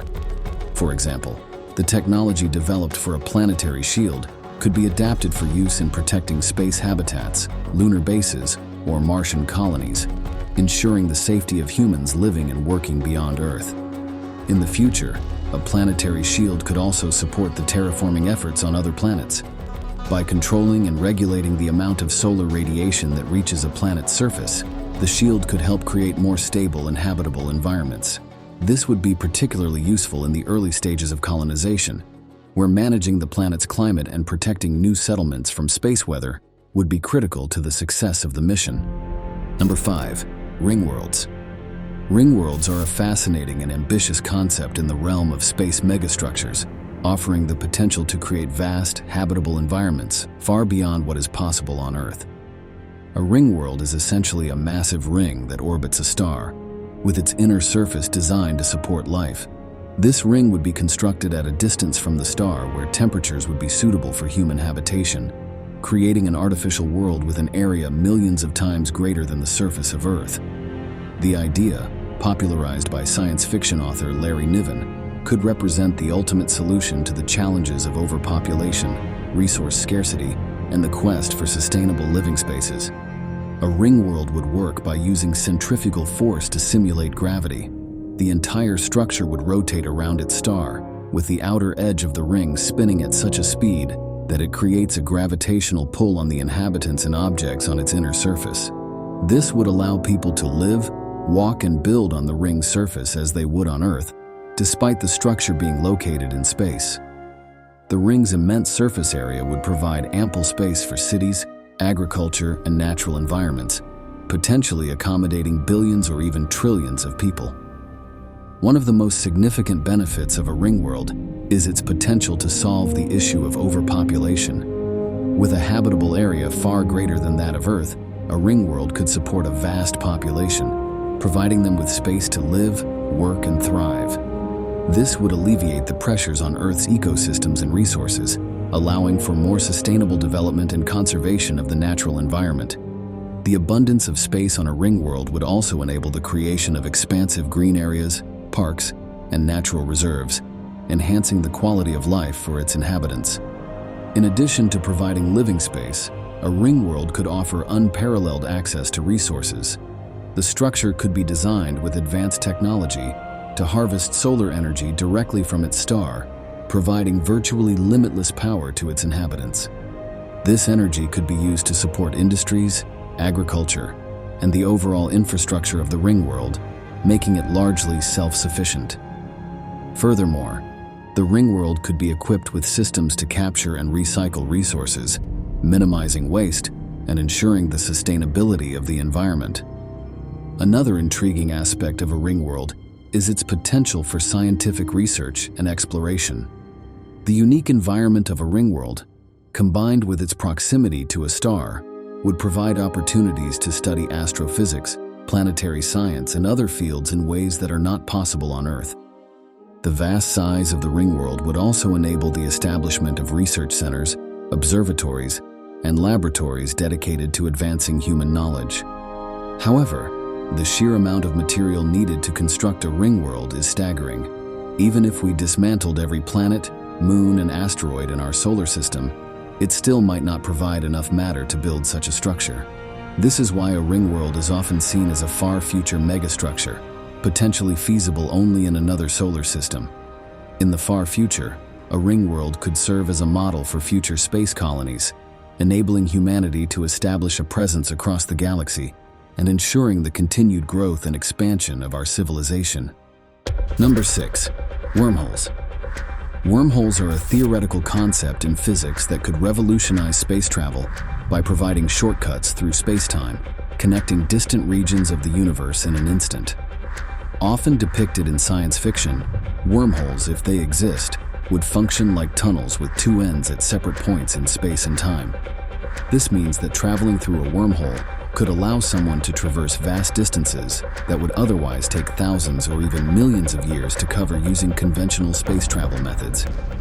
The idea of wormholes originates from Einstein's theory of general relativity, which describes how massive objects warp the fabric of space-time. According to this theory, it is theoretically possible for space-time to be folded or bent in such a way that two distant points touch, creating a shortcut between them, a wormhole. In practice, a wormhole would consist of two mouths connected by a throat, and passing through the throat would instantly transport you from one mouth to the other, regardless of the distance between them, in normal space. For wormholes to work as practical transportation devices, they would need to be stable and large enough for spacecraft to pass through. However, one of the significant challenges with wormholes is that they are predicted to be highly unstable. The immense gravitational forces involved could cause them to collapse or close before anything could pass through. Some theories suggest that exotic matter with negative energy density could be used to stabilize a wormhole, preventing it from collapsing and allowing safe passage. The potential benefits of wormholes for humanity are extraordinary. The most obvious advantage is the possibility of interstellar travel in a fraction of the time it would take using conventional methods. Instead of spending decades or centuries traveling to the nearest stars, wormholes could allow for near instantaneous travel between distant parts of the galaxy.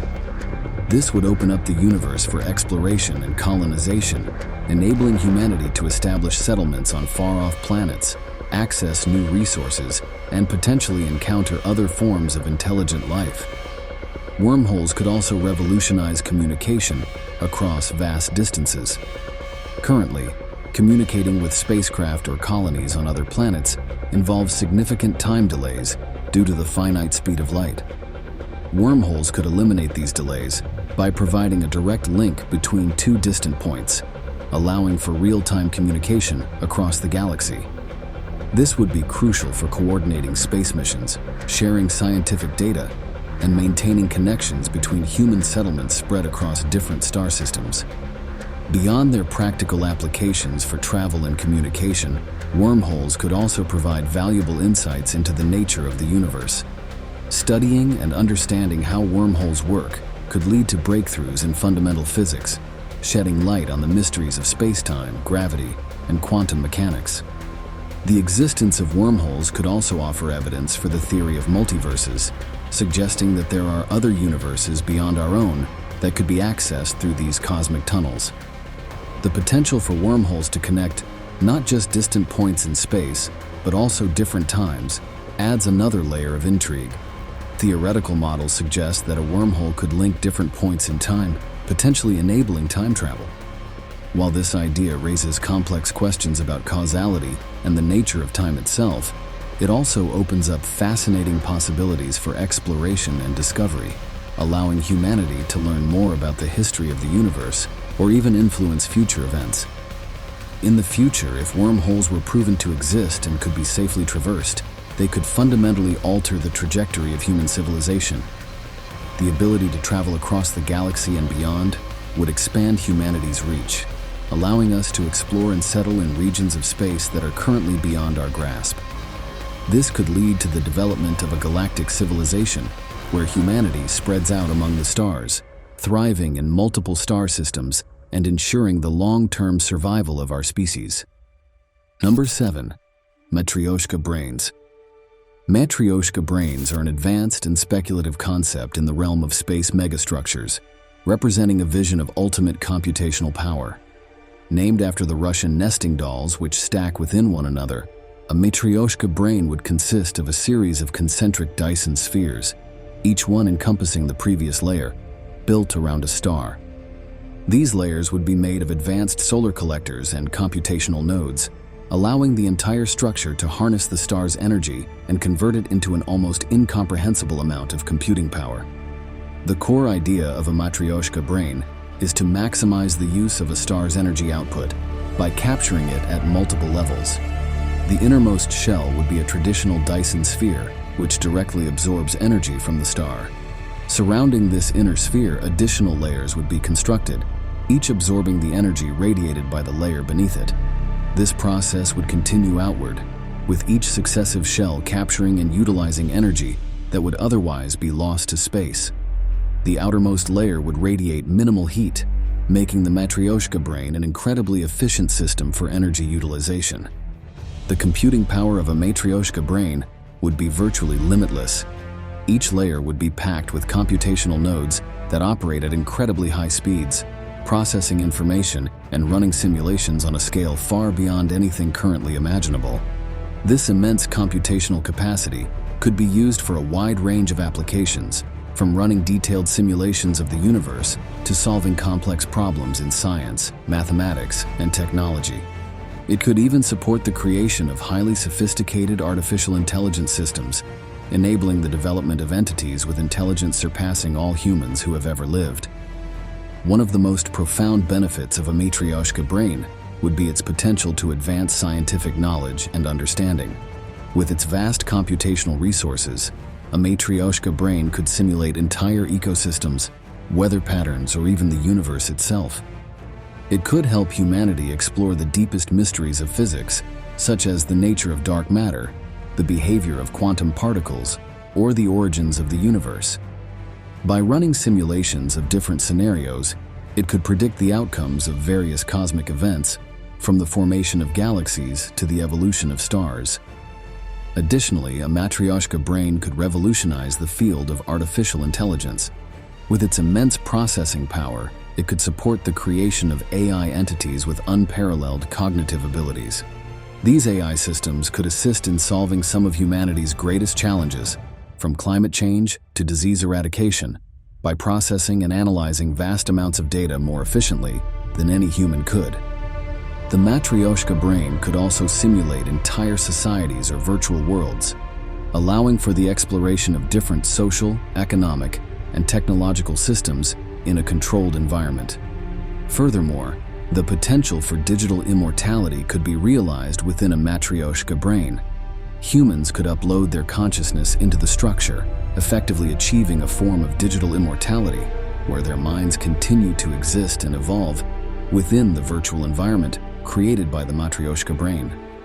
This could allow individuals to live out multiple lifetimes, exploring different experiences, worlds, and realities in a safe and controlled environment.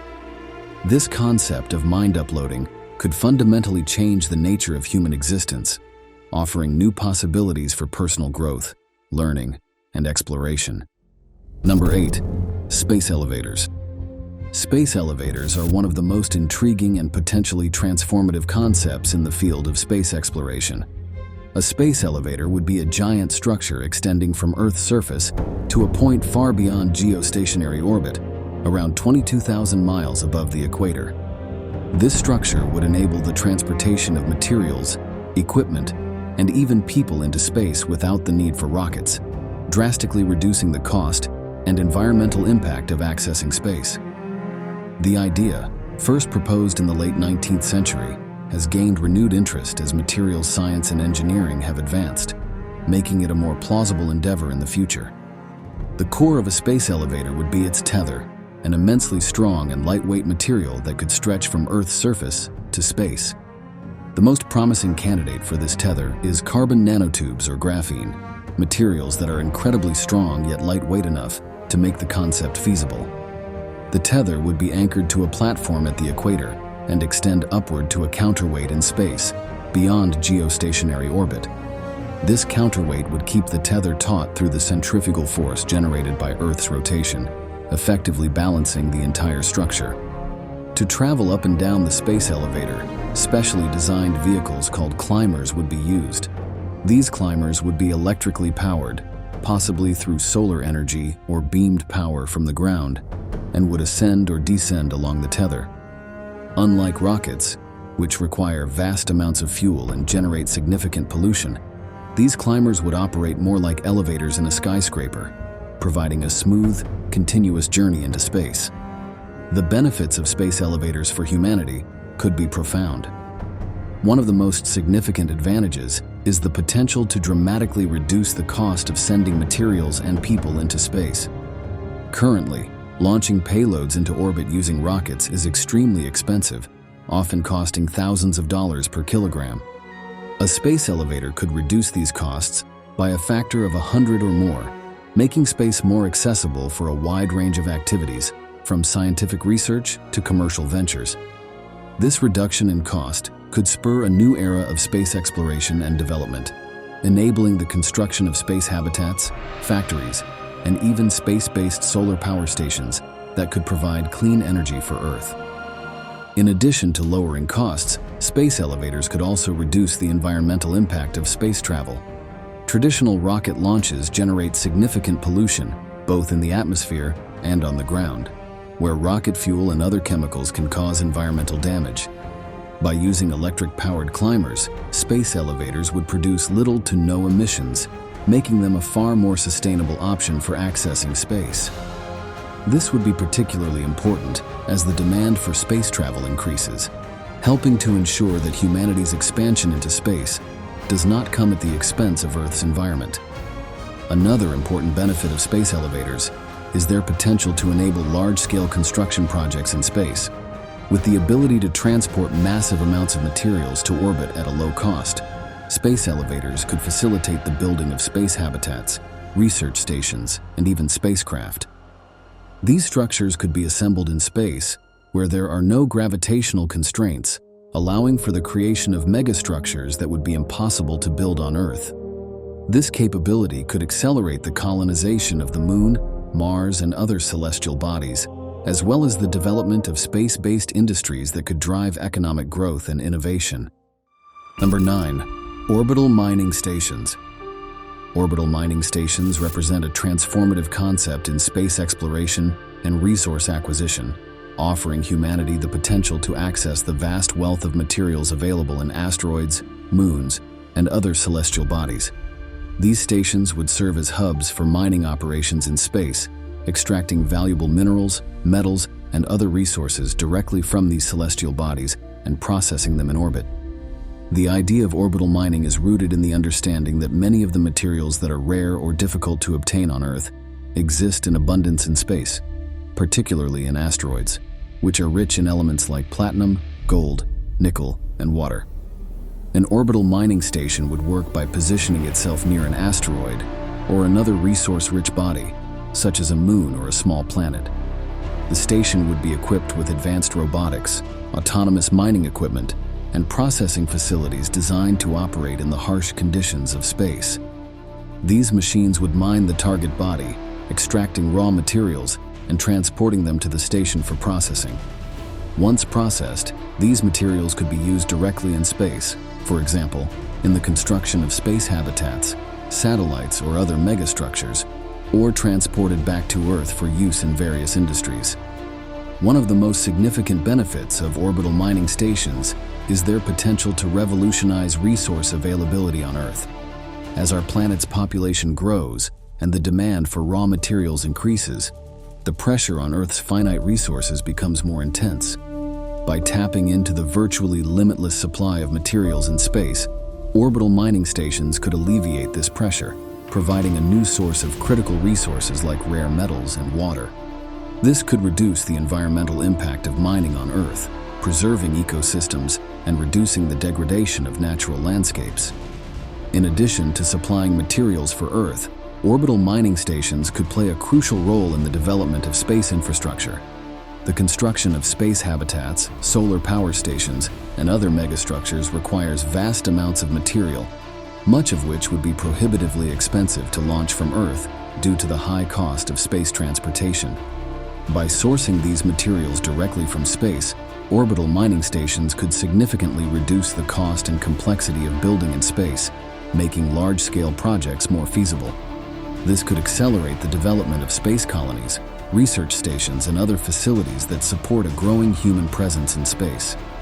Moreover, orbital mining stations could contribute to the sustainability and longevity of space missions. Water, for example, is a critical resource for life support systems, as well as for producing rocket fuel through electrolysis. By extracting water from asteroids or moons and processing it in orbit, these stations could provide a reliable and cost-effective supply of fuel and life support resources for missions to the Moon, Mars, and beyond. This would enable longer and more ambitious missions, reducing the need for resupply missions from Earth and increasing the autonomy of spacecraft and space habitats. The economic potential of orbital mining stations is also immense. The value of the materials available in just a single asteroid can be staggering. Some estimates suggest that the resources in certain asteroids could be worth trillions of dollars. By establishing a network of orbital mining stations, humanity could tap into this wealth, driving economic growth and creating new industries centered around space resource extraction and processing. This could lead to the development of new markets, job creation, and technological innovation, further integrating space into the global economy. In the future, orbital mining stations could also support interplanetary trade and the creation of a space-based economy. As humanity expands its presence in space, the need for materials and goods in orbit will increase. Orbital mining stations could serve as nodes in a supply chain that stretches across the solar system, providing the raw materials needed for construction, manufacturing, and life support in space. This could enable the growth of space colonies and the establishment of trade routes between Earth, the Moon, Mars, and other locations, fostering a vibrant and interconnected space economy. Number 10. Penrose spheres around black holes. Penrose spheres are an ambitious and speculative concept in the realm of space megastructures, inspired by the theoretical ideas of physicist Roger Penrose. These structures are designed to harness the immense energy found in the vicinity of a rotating black hole. Unlike traditional energy sources, which rely on chemical, nuclear, or solar power, Penrose spheres would tap into one of the most powerful and mysterious forces in the universe, the rotational energy of a black hole. The basic idea behind a Penrose sphere is to create a massive spherical structure that encircles a rotating black hole, known as a Kerr black hole. The black hole's rotation causes the surrounding space-time to twist in a phenomenon known as frame dragging. This effect creates an ergosphere, a region just outside the event horizon where objects can potentially gain energy by following specific trajectories. A Penrose sphere would be designed to capture this energy by carefully manipulating objects or particles within the ergosphere, extracting energy from the black hole's rotation without falling into it. In practical terms, the Penrose process involves sending material into the ergosphere on a precise trajectory. Once inside this region, the material would split into two parts. One part falls into the black hole, while the other escapes with more energy than it originally had. The escaping material, now energized, could be collected and converted into usable power.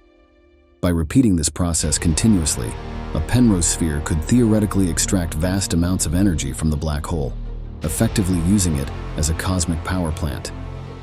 The benefits of a Penrose sphere for humanity could be profound. First and foremost, it offers a nearly limitless source of energy. The rotational energy of a black hole is immense, and a Penrose sphere could harness this energy for countless applications. This could provide power not only for space-based infrastructure, such as space stations, habitats, and spacecraft, but also for advanced technologies that require enormous amounts of energy, such as large-scale simulations, artificial intelligence, and even interstellar propulsion systems. In addition to energy generation, Penrose spheres could play a critical role in deep space exploration and colonization. The ability to harness the energy of a black hole would enable long-term sustainable human presence in regions of space far from the sun or other stars. This would allow humanity to establish colonies and research stations near black holes, exploring some of the most extreme and intriguing environments in the universe. The proximity to a black hole would also provide unique opportunities for scientific research, potentially leading to breakthroughs in our understanding of gravity, quantum mechanics, and the nature of space-time. Another intriguing possibility is the use of Penrose spheres in the development of advanced propulsion systems. The energy extracted from a black hole could be used to power spacecraft capable of reaching incredible speeds, potentially even allowing for faster-than-light travel through theoretical concepts such as warp drives or wormholes. This could revolutionize space travel, making interstellar journeys feasible and opening up the entire galaxy for exploration and colonization. The construction of a Penrose sphere would be an unprecedented engineering challenge, requiring materials and technologies that are currently beyond our reach. However, the pursuit of this concept could drive significant advancements in fields such as materials science, energy storage, and space construction. Number 11. Interplanetary relay networks. An interplanetary relay network is a visionary concept designed to enhance communication across the vast distances of our solar system, serving as the backbone for interplanetary exploration, colonization, and commerce.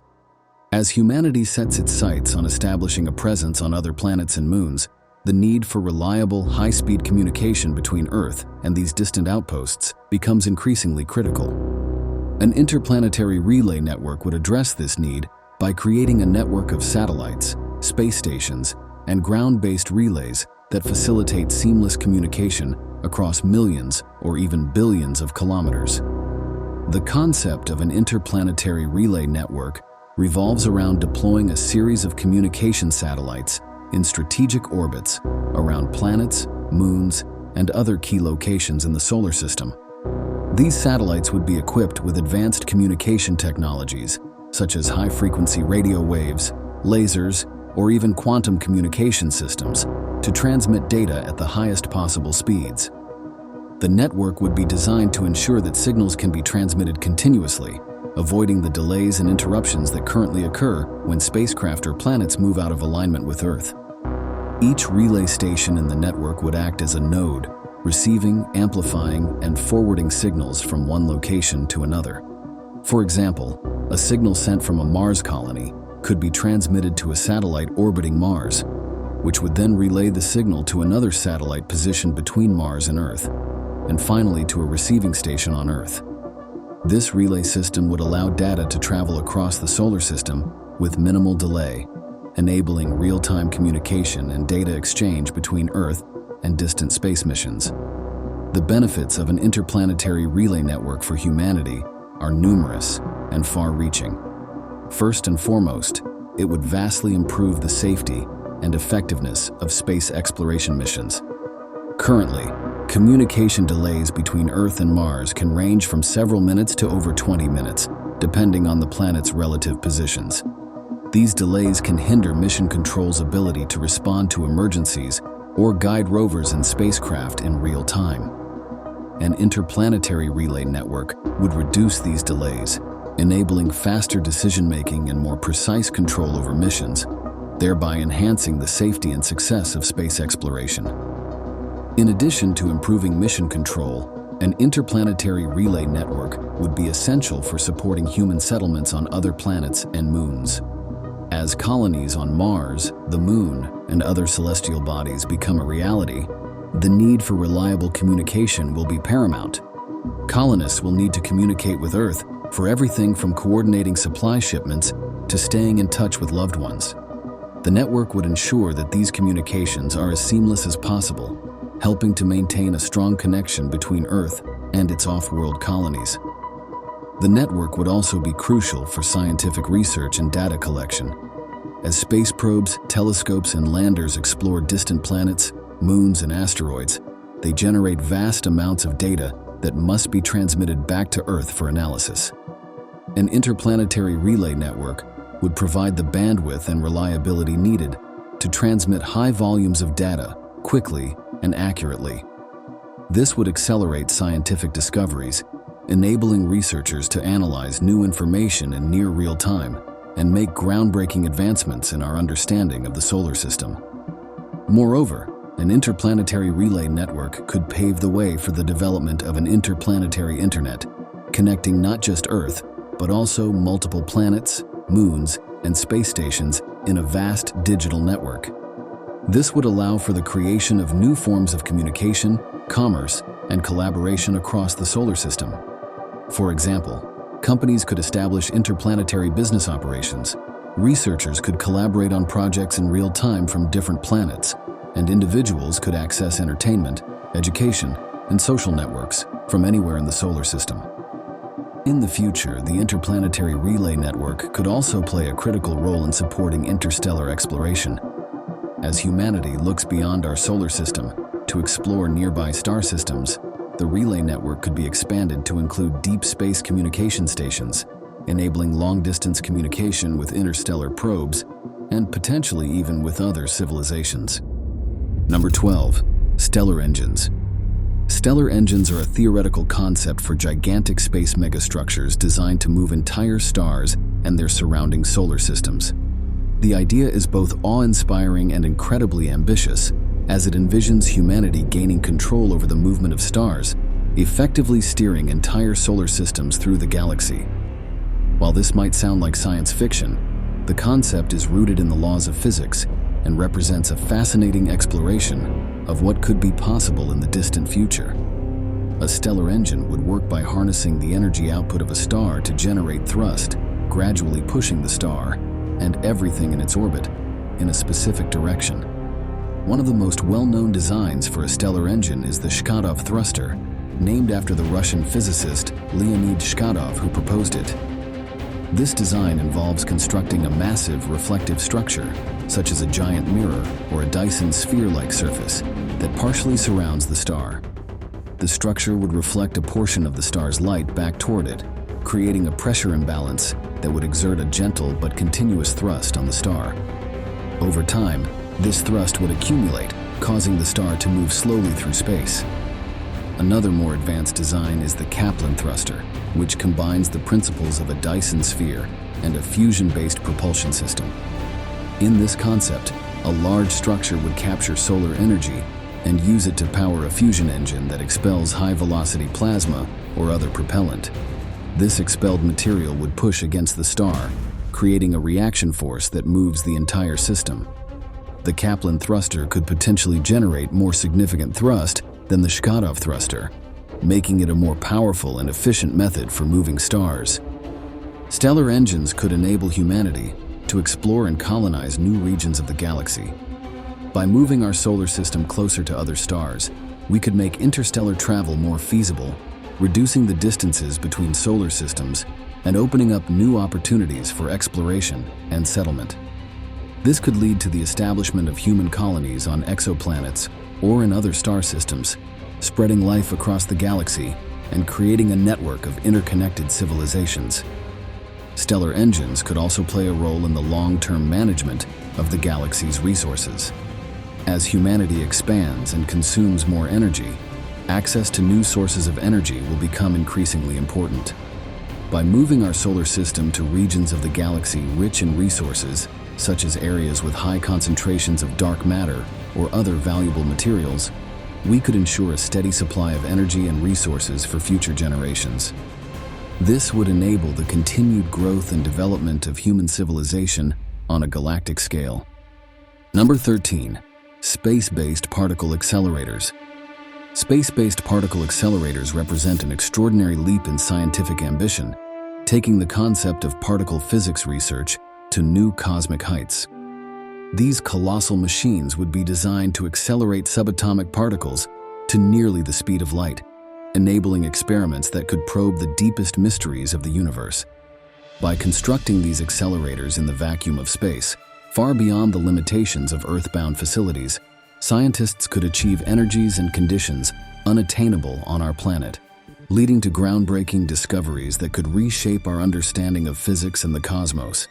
A space-based particle accelerator would operate on the same basic principles as those on Earth, such as the Large Hadron Collider at CERN, but on an incomparably larger scale. Particles, such as protons or electrons, would be injected into the accelerator and guided along a circular or linear path by powerful magnetic fields. As the particles travel through the accelerator, they would be subjected to electromagnetic fields that accelerate them to incredible speeds, approaching the speed of light. These high-energy particles would then be collided with each other or with stationary targets, allowing scientists to observe the resulting interactions and study the fundamental forces in particles that make up the universe. Building a space-based particle accelerator offers several distinct advantages over Earth-based facilities. The most significant is the absence of atmospheric and gravitational constraints. In the vacuum of space, particles can be accelerated over much longer distances without losing energy to air resistance or being affected by Earth's gravity. This allows for the construction of much larger accelerators, potentially spanning hundreds or even thousands of kilometers. The larger the accelerator, the higher the energy levels that can be achieved, enabling the study of phenomena that require extreme conditions, such as those present in the early moments of the universe. Another advantage of constructing particle accelerators in space is the reduced risk of radiation exposure to humans and the environment. High-energy particle collisions can produce intense radiation, including harmful gamma rays and other forms of ionizing radiation. By placing these accelerators in space, far from Earth, the potential dangers associated with these experiments would be minimized, allowing scientists to conduct more powerful and ambitious experiments without risking public safety. One of the most profound benefits of a space-based particle accelerator would be its potential to answer fundamental questions about the nature of the universe. For instance, these accelerators could recreate conditions similar to those just after the Big Bang, allowing scientists to study the formation of matter, the behavior of dark matter, and the unification of fundamental forces. By achieving higher energies than those possible on Earth, these accelerators could explore new realms of physics, potentially leading to the discovery of unknown particles or forces, and deepening our understanding of the fabric of reality. In addition to advancing our knowledge of fundamental physics, space-based particle accelerators could have practical applications that benefit humanity. For example, they could be used to test and develop new materials and technologies that can withstand extreme conditions, such as those encountered in space exploration or nuclear fusion reactors. These advancements could lead to more durable spacecraft, improved energy production methods, and new industrial processes that enhance sustainability and efficiency. In the future, a network of space-based particle accelerators could be established across the solar system, providing a platform for continuous and collaborative research on an unprecedented scale. Such a network could bring together scientists from around the world, fostering international cooperation and shared knowledge. The data generated by these accelerators could revolutionize our understanding of the universe, leading to new theories and discoveries that could reshape the course of human history. Number 14. Universal constructors. Universal constructors in space represent one of the most ambitious concepts in the field of space exploration and megastructure construction. These theoretical machines, sometimes referred to as von Neumann machines, after the mathematician who first conceived the idea, are designed to be fully autonomous, self-replicating robots capable of building virtually anything, including themselves. Operating in space, these universal constructors could revolutionize humanity's ability to construct large-scale structures and harness resources from other planets, asteroids, and beyond. A universal constructor would work by first using raw materials available in space, such as the minerals found in asteroids, moons, or even planetary surfaces to create components and machinery. These materials would be mined, refined, and processed by the constructor itself, which would then use them to fabricate new units or to assemble complex structures. One of the most critical aspects of these machines is their ability to replicate themselves, meaning that a single universal constructor could build copies of itself, exponentially increasing the number of constructors working in space. This self-replication process could turn a small initial investment into a vast fleet of machines capable of undertaking massive construction projects across the solar system. The potential benefits of universal constructors for humanity are immense. One of the most significant advantages would be their ability to construct large-scale space infrastructure without the need for constant resupply from Earth. This could include building space habitats, solar power stations, or even planetary defense systems. By using local resources and being fully autonomous, universal constructors would reduce the need for costly and risky launches from Earth, making space exploration and development more sustainable and affordable. Another profound benefit of universal constructors would be their role in asteroid mining. The vast resources locked within asteroids, such as rare metals and water, could be harnessed by these machines to support both Earth's economy and future space colonization efforts. The extracted materials could be used to build space habitats, fuel stations, or other essential infrastructure, potentially leading to a self-sufficient space economy. Moreover, by mining asteroids and other celestial bodies, humanity could reduce the environmental impact of mining on Earth, preserving our planet's ecosystems while still meeting the growing demand for resources. Universal constructors could also play a crucial role in the construction of space megastructures, such as Dyson spheres or O'Neill cylinders. These colossal structures, designed to harness massive amounts of energy or provide living space for millions of people, would require the assembly of materials on an unprecedented scale. Universal constructors, with their ability to replicate and work autonomously, would be the perfect solution to the logistical challenges of building such megastructures.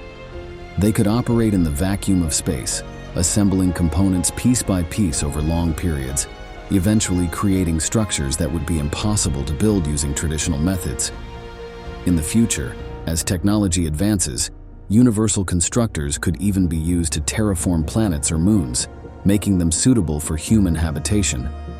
By constructing vast networks of infrastructure and altering the environment of these celestial bodies, these machines could lay the groundwork for new human colonies, extending humanity's reach into the cosmos. This capability would be essential for long-term survival and expansion, allowing humans to establish a presence on multiple planets and reduce the risk of extinction from global catastrophes on Earth. Moreover, the development and deployment of universal constructors could lead to a new era of exploration and discovery.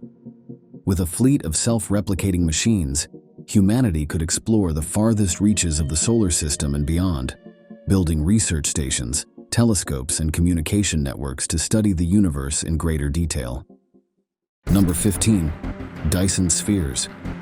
Dyson spheres are one of the most ambitious and iconic concepts in the realm of space megastructures, representing a theoretical structure designed to harness the total energy output of a star. Named after the physicist Freeman Dyson, who popularized the idea in the 1960s, a Dyson sphere would be an enormous shell surrounding a star, capturing and converting its radiant energy into usable power. The idea stems from the notion that as a civilization grows and its energy needs increase, it would eventually seek to capture the full energy potential of its star, propelling it to a new level of technological advancement. Since Dyson spheres are quite similar to Dyson swarms, which were discussed earlier, I won't go into detail about their energy benefits. One of the most compelling aspects of a Dyson sphere is its potential to serve as a habitat for an enormous population. The sheer scale of the structure means that it could provide living space for trillions of people, far exceeding the capacity of Earth. Each habitat within the Dyson swarm could be designed with artificial gravity, climate control, and ecosystems tailored to human needs, offering a comfortable and Earth-like environment in space. These habitats could be connected through a network of transportation systems, communication links, and energy grids, creating a cohesive and interconnected civilization spread across millions of individual units. Given the potential material limitations within our solar system, constructing a Dyson sphere might be more feasible in another solar system in the distant future. Additionally, if alien civilizations have constructed Dyson spheres, these structures could serve as markers to identify and locate those civilizations. Number 16. Starlifters. Starlifters are an advanced and speculative concept in the field of space megastructures, representing one of the most ambitious ideas for harnessing the vast energy and material resources of stars. The idea behind a starlifter is to construct a massive structure or system capable of extracting matter directly from a star, such as our Sun, to utilize its elements for various purposes. This process could enable humanity to access enormous quantities of raw materials, potentially transforming our ability to build large-scale space structures and sustain long-term space exploration. A starlifter would work by creating a mechanism that could reach into the outer layers of a star and extract its material without disrupting the star's stability. This could be achieved using advanced technologies like powerful magnetic fields, solar sails, or even a series of interconnected tethers designed to pull stellar material away from the star's surface. Once extracted, the matter could be processed and separated into its constituent elements, such as hydrogen, helium, and heavier metals, which could then be used for various applications. One of the primary uses of the material harvested by a starlifter would be in the construction of other space megastructures, such as Dyson spheres, space habitats, or even more starlifters. Stars contain vast amounts of hydrogen, which could be used as fuel for fusion reactors, providing a nearly limitless energy supply for human civilization. The ability to extract and utilize these elements would vastly expand our resource base, reducing our dependence on the limited resources available on Earth and within our solar system's asteroids and planets. Beyond resource extraction, starlifters could also play a crucial role in managing the long-term future of stars. As stars age, they go through various stages of evolution, eventually exhausting their nuclear fuel and potentially undergoing catastrophic changes, such as expanding into red giants or collapsing into supernovae. For example, starlifters could be employed to extend the lifespan of our Sun, delaying its predicted expansion into a red giant about 5 billion years from now. This would enable Earth to support life for much longer than current scientific predictions suggest. Number 17. Stanford Torus. The Stanford Torus is a concept for a space habitat that could provide a permanent living environment for humans in space. Originally proposed in the 1970s by a team of researchers at Stanford University as part of a NASA study, the Stanford Torus is a giant, donut-shaped structure designed to orbit Earth or another celestial body. This space megastructure would rotate to create artificial gravity, allowing humans to live and work in a comfortable, Earth-like environment while orbiting in space. This space megastructure is also featured in the movie Elysium, where it serves as a luxurious haven for the wealthy. The Stanford Torus would work by rotating around its central axis, with the rotational speed carefully calculated to create centrifugal force equivalent to Earth's gravity.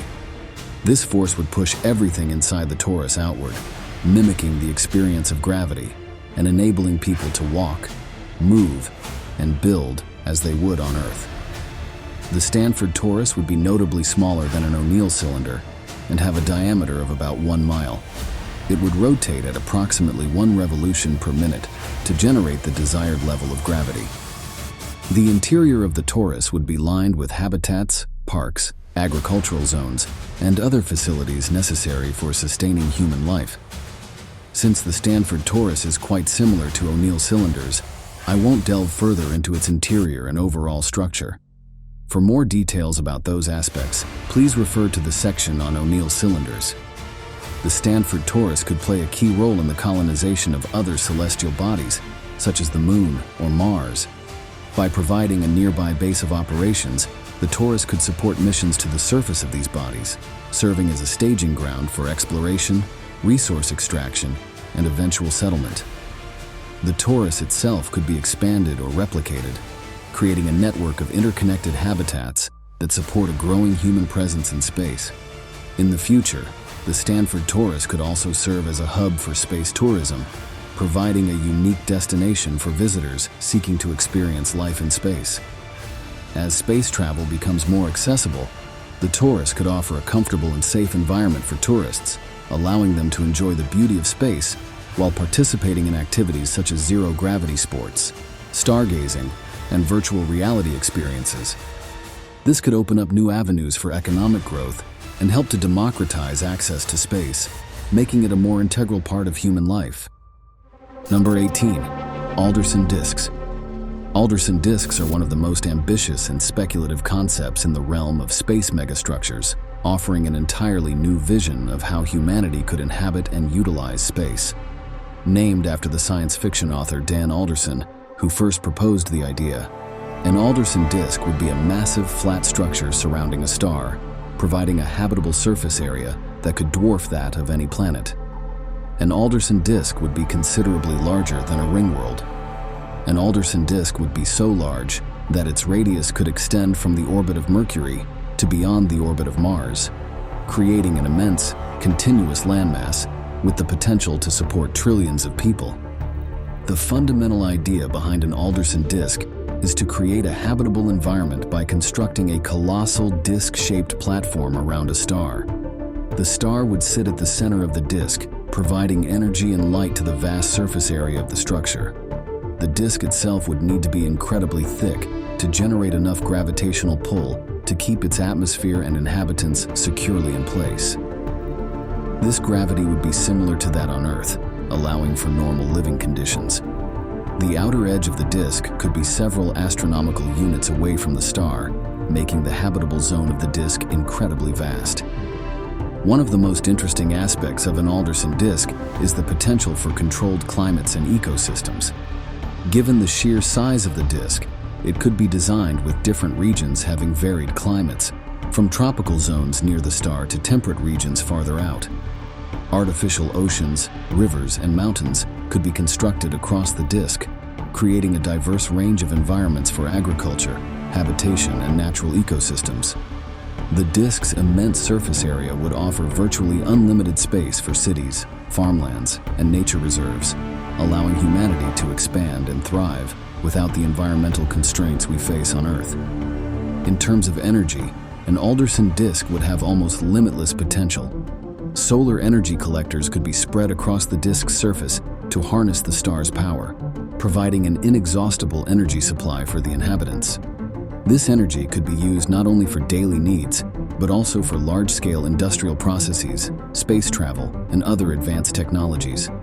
With such abundant energy resources, the disk could become a hub for scientific research, manufacturing, and technological innovation, driving human progress to new heights. Another significant benefit of an Alderson disk is its potential to serve as a stable platform for deep space exploration. With such a large and resource-rich structure, the disk could support the construction and launch of interstellar spacecraft, providing a base for humanity's expansion into the wider galaxy. The disk's proximity to its star also means that it could be an ideal location for observing and studying the star itself, as well as for monitoring and managing space traffic in the surrounding system. Additionally, the disk could act as a shield, protecting its inhabitants from space debris and cosmic radiation, thanks to its thick, robust construction. Number 19. Planetary engines. Planetary engines are an extraordinary concept within the realm of space megastructures, offering a theoretical means of moving entire planets. The idea behind planetary engines is to build colossal machines that can generate enough thrust to alter a planet's orbit, direction, or even its position within the solar system. For information on potential designs for planetary engines, please refer to the earlier section on stellar engines. The potential benefits of planetary engines for humanity are profound, particularly when considering the long-term survival and adaptability of our civilization. One of the most significant advantages would be the ability to protect Earth or other inhabited planets from cosmic threats. For instance, in the distant future, The Sun is predicted to eventually exhaust its nuclear fuel and expand into a red giant, potentially engulfing the inner planets, including Earth. By using a planetary engine, humanity could slowly move Earth away from the expanding Sun, preserving the planet's habitability and ensuring the survival of life. Planetary engines could also be used to prevent catastrophic asteroid or comet impacts. If a large enough object were detected on a collision course with Earth, a planetary engine could be activated to gently alter Earth's orbit, moving it out of the path of the incoming object. This would provide a powerful tool for planetary defense, reducing the risk of extinction-level events. Moreover, planetary engines could play a role in terraforming and climate control. If a planet's orbit or axial tilt is adjusted, it could change the distribution of sunlight and heat across the planet's surface, potentially stabilizing its climate or making it more suitable for life. For example, a planetary engine could be used to slightly alter Earth's tilt or orbit, helping to mitigate the effects of climate change or to make other planets such as Mars more habitable. And we could potentially move planets like Mars and Venus to more habitable regions of the solar system. However, altering planetary locations carries significant risks, and the effects of changing the gravitational balance in the solar system would need to be carefully evaluated. Number 20.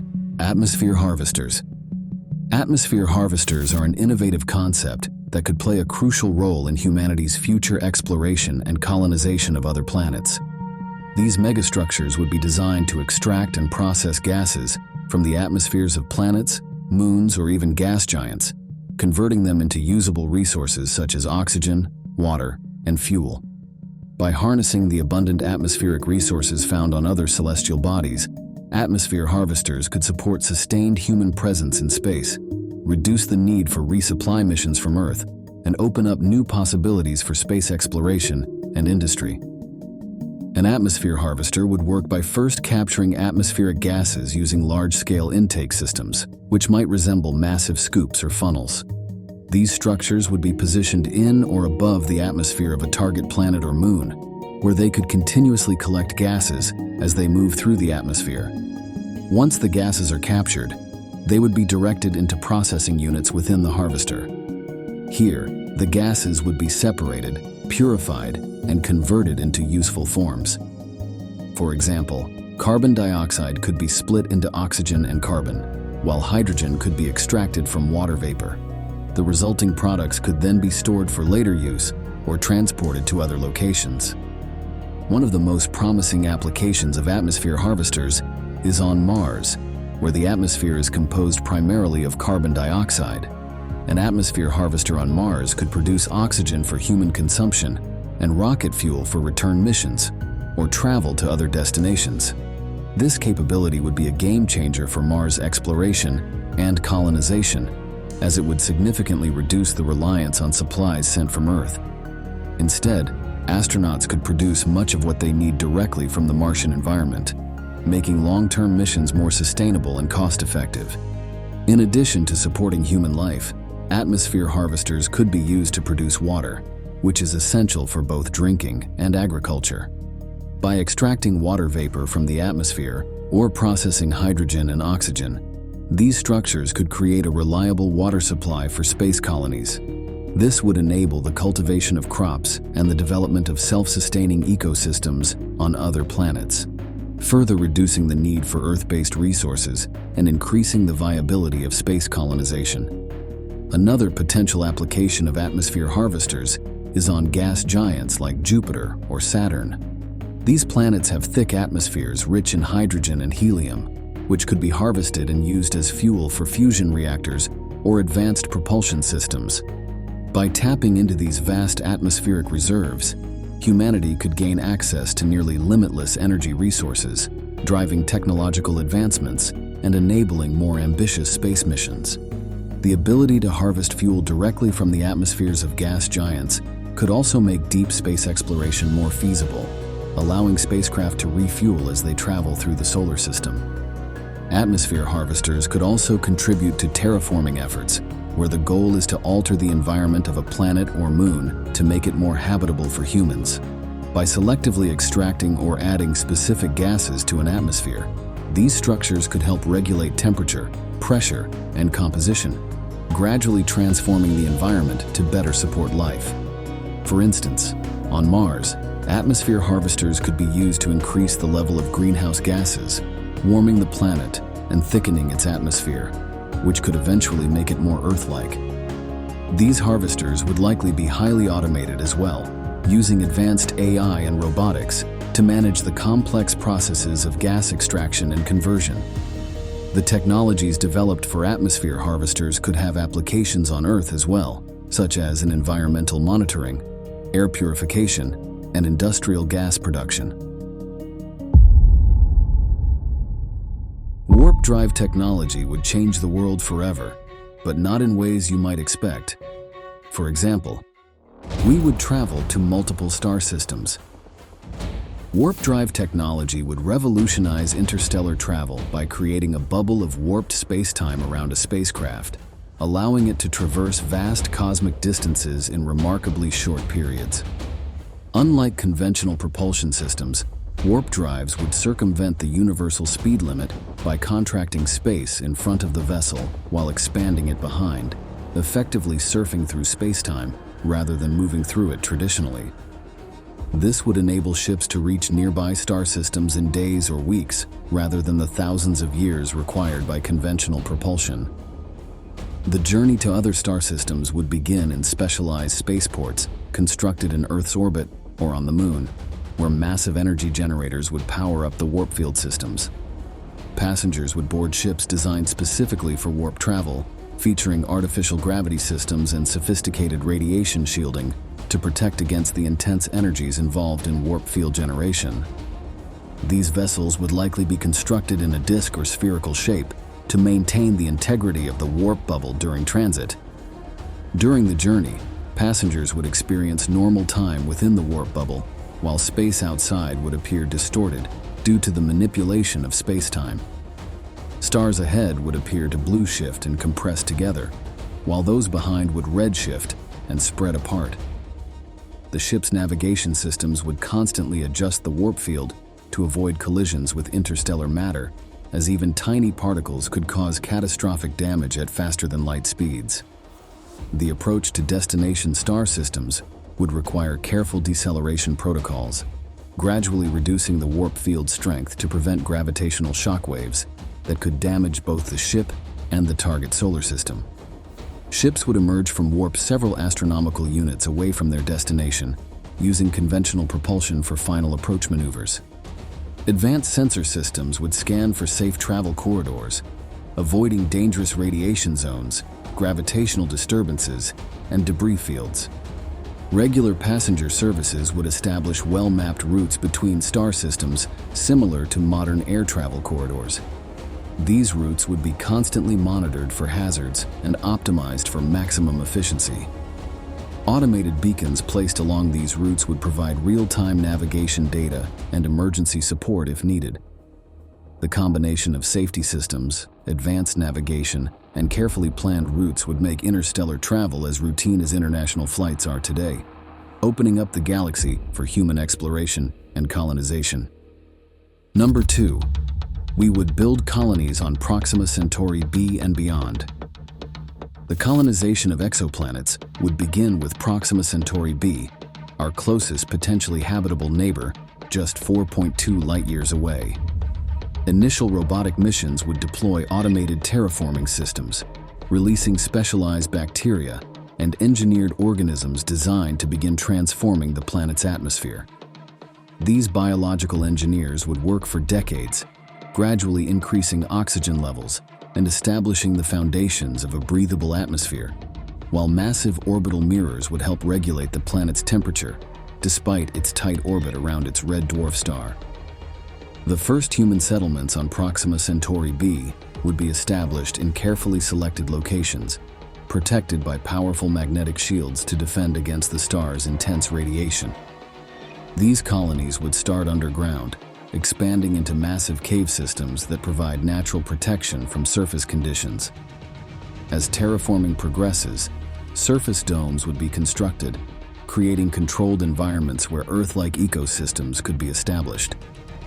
Advanced materials developed through warp drive research would allow these structures to withstand extreme conditions while remaining transparent to allow natural light.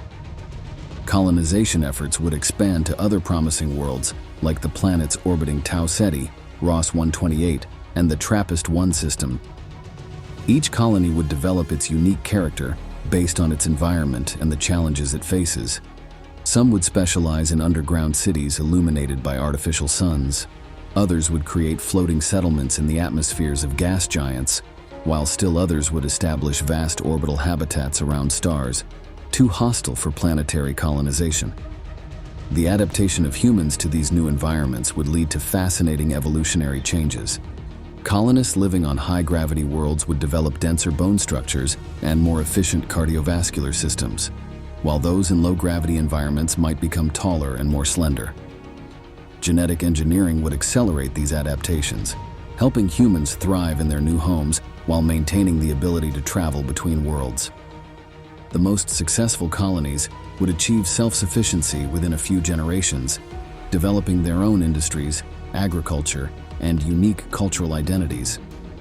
They would establish trade relationships with Earth and other colonies, exchanging resources, technology, and cultural innovations. This network of human settlements would create a resilient civilization spanning multiple star systems, ensuring humanity's survival even if disaster struck any single world. The diversity of colonial environments would drive rapid technological and social evolution as each community develops novel solutions to their unique challenges. Number 3. We could contact multiple alien species. With warp drive technology enabling exploration of countless star systems, humanity would inevitably encounter alien civilizations at different stages of development. Some species would be discovered in their pre-industrial phases, living in societies similar to Earth's ancient civilizations. These encounters would require careful protocols to prevent cultural contamination, with human observation posts carefully hidden in orbit or on moons, studying these emerging species while debating the ethics of contact and intervention. More advanced civilizations, perhaps at technological levels similar to humanity's 21st century, would present unique diplomatic challenges. Initial contact would likely occur when they detect our warp signatures, or when we identify their radio transmissions. These meetings would lead to fascinating cultural and technological exchanges, though careful measures would be needed to prevent the sharing of warp technology with species who might not be ready for such advancement. Some of these civilizations might become valuable trading partners, offering unique technologies or cultural perspectives developed along different evolutionary paths. The most profound encounters would be with species far more advanced than humanity, some possibly millions of years ahead in their development. These civilizations might have already established vast networks of colonies or even moved beyond physical bodies entirely, existing as energy beings or within massive computational systems. Their technology would appear almost magical by human standards, manipulating dimensions and energies we barely understand. These advanced species might become mentors to humanity, sharing knowledge and helping us avoid catastrophic mistakes in our development. However, not all encounters would be peaceful. Some species might view expanding human colonies as a threat, leading to tense diplomatic situations or even conflict. Others might be so alien in their thinking and evolution that meaningful communication proves nearly impossible, requiring the development of new approaches to interspecies relations. The diversity of alien life would range from silicon-based beings to creatures living in seemingly impossible conditions, each presenting unique challenges for human diplomats and scientists. The establishment of an interstellar community would fundamentally transform human society. Organizations similar to the United Nations would emerge on a galactic scale, creating forums for different species to address common challenges and share discoveries. This cosmic community would lead to unprecedented advances as different species combine their knowledge and perspectives, though it would also require humans to accept their place as just one of many intelligent species in a vast and diverse galaxy. Number 4. We would have a new space economy. Warp drive technology would catalyze an unprecedented economic boom across multiple star systems, creating entirely new industries and markets. Interstellar mining operations would become highly profitable, with companies extracting rare elements from distant asteroid belts and planetary systems. Some corporations would specialize in harvesting exotic materials only found in extreme environments, such as neutron star fragments or gas giant atmospheres, leading to the development of revolutionary new technologies and materials. Space tourism would evolve into a massive industry, with luxury cruise ships offering tours to spectacular cosmic destinations. Wealthy travelers could watch binary star systems up close, visit planets with rings more magnificent than Saturn's, or observe stellar phenomena from safe distances. Holiday resorts would be established on terraformed exoplanets, offering experiences impossible on Earth, such as low-gravity sports or adventures under alien skies. Some destinations would become famous for their unique attractions, like surfing on planets with liquid methane oceans or skydiving through the clouds of gas giants. The transportation sector would undergo a complete transformation, with competing warp drive companies establishing regular routes between populated systems. Similar to modern airlines, these space carriers would offer different service levels, from economy pods for colonists and workers to luxury accommodations for business travelers and tourists. Specialized shipping companies would handle cargo transport, moving raw materials, manufactured goods, and agricultural products between colonial worlds and Earth. A new financial system would emerge to handle interstellar commerce, using quantum-encrypted digital currencies that could instantly synchronize across vast distances. Banking centers would be established at major spaceports, managing the complex exchange rates between Earth's currencies and those of various colonies. Insurance companies would develop new products to cover the unique risks of interstellar travel and commerce, while investment firms would specialize in funding colonial development projects and space mining operations. The energy industry would see massive growth as new methods of power generation and storage were developed to support warp drive technology. Companies would compete to establish power collection systems around stars, capture antimatter from natural sources, and develop more efficient energy distribution networks between systems. The economy would also benefit from the commercialization of spin-off technologies, with businesses adapting warp field principles for everything from waste management to manufacturing. This new space economy would create unprecedented opportunities for wealth creation and job growth, fundamentally changing humanity's economic landscape. Number 5. We would experience massive technological progress. The development of warp drive technology would trigger an unprecedented wave of technological advancement across all sectors of human civilization. The extreme energy requirements of warp drives would lead to breakthroughs in antimatter production and containment, making it possible to generate and store vast amounts of energy efficiently. This would revolutionize Earth's power grid, leading to the development of compact fusion reactors and quantum energy cells that could power entire cities with devices no larger than a car. The materials science breakthroughs needed for warp drive construction would transform manufacturing and construction. New metamaterials capable of withstanding the intense stresses of warp fields would find applications in everything from buildings to consumer electronics. Engineers would develop self-repairing materials that could heal damage automatically, while quantum-engineered substances would enable the creation of virtually indestructible structures and machinery. Medical technology would advance dramatically thanks to the understanding of space-time manipulation required for warp drives. Doctors would develop methods to manipulate the aging process at a cellular level, potentially extending human lifespans significantly. Surgical techniques would evolve to include localized time dilation fields, giving surgeons extra time to perform complex procedures while only seconds pass for the patient. Nanomedicine would become commonplace, with microscopic robots programmed to repair damage at the molecular level. Transportation on Earth would be transformed by miniaturized versions of warp technology.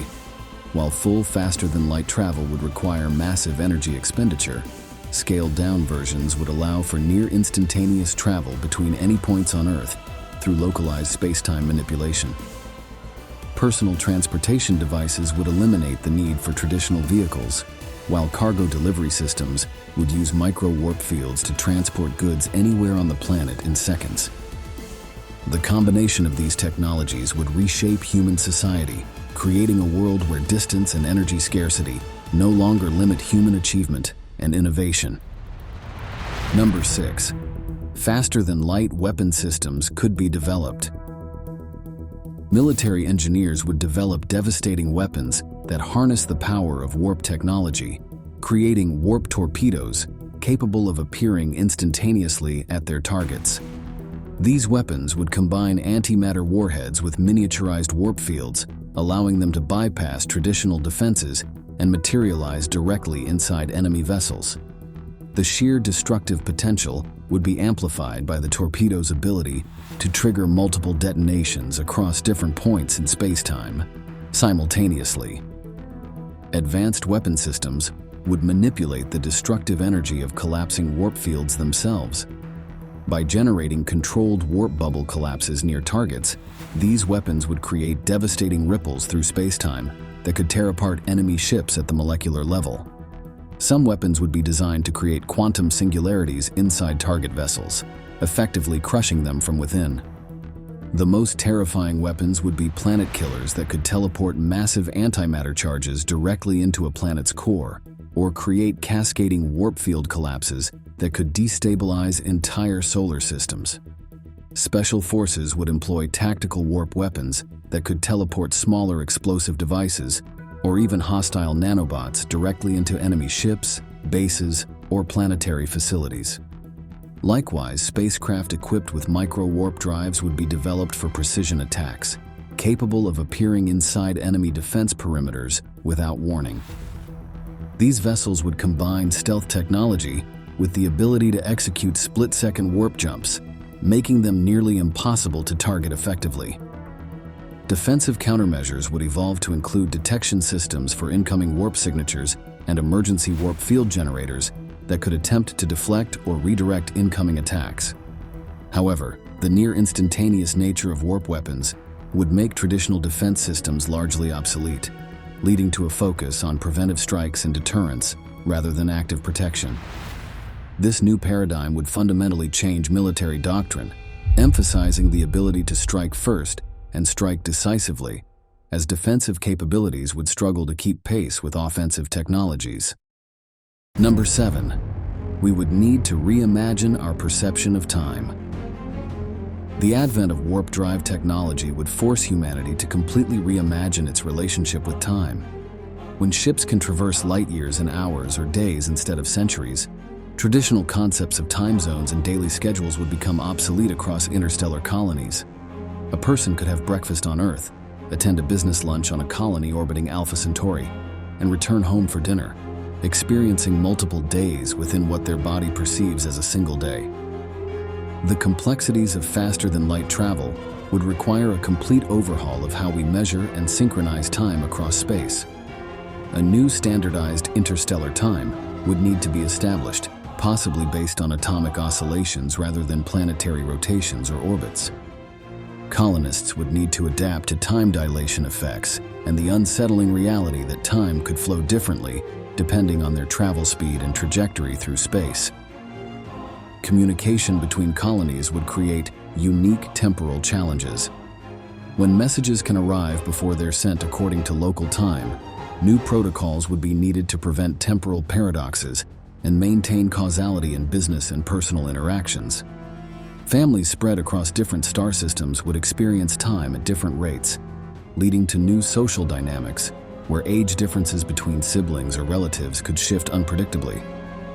The human mind would need to adapt to thinking in terms of both local and interstellar time simultaneously. Calendar systems would become more complex, accounting for multiple time streams and relativistic effects. Social events and business meetings would be scheduled using sophisticated algorithms that calculate optimal meeting times across different colonial time zones and travel durations. This new temporal awareness would fundamentally change how humans perceive their place in the universe and their relationship with time itself. Thanks Thanks for watching. Make sure to watch this next video about future technologies.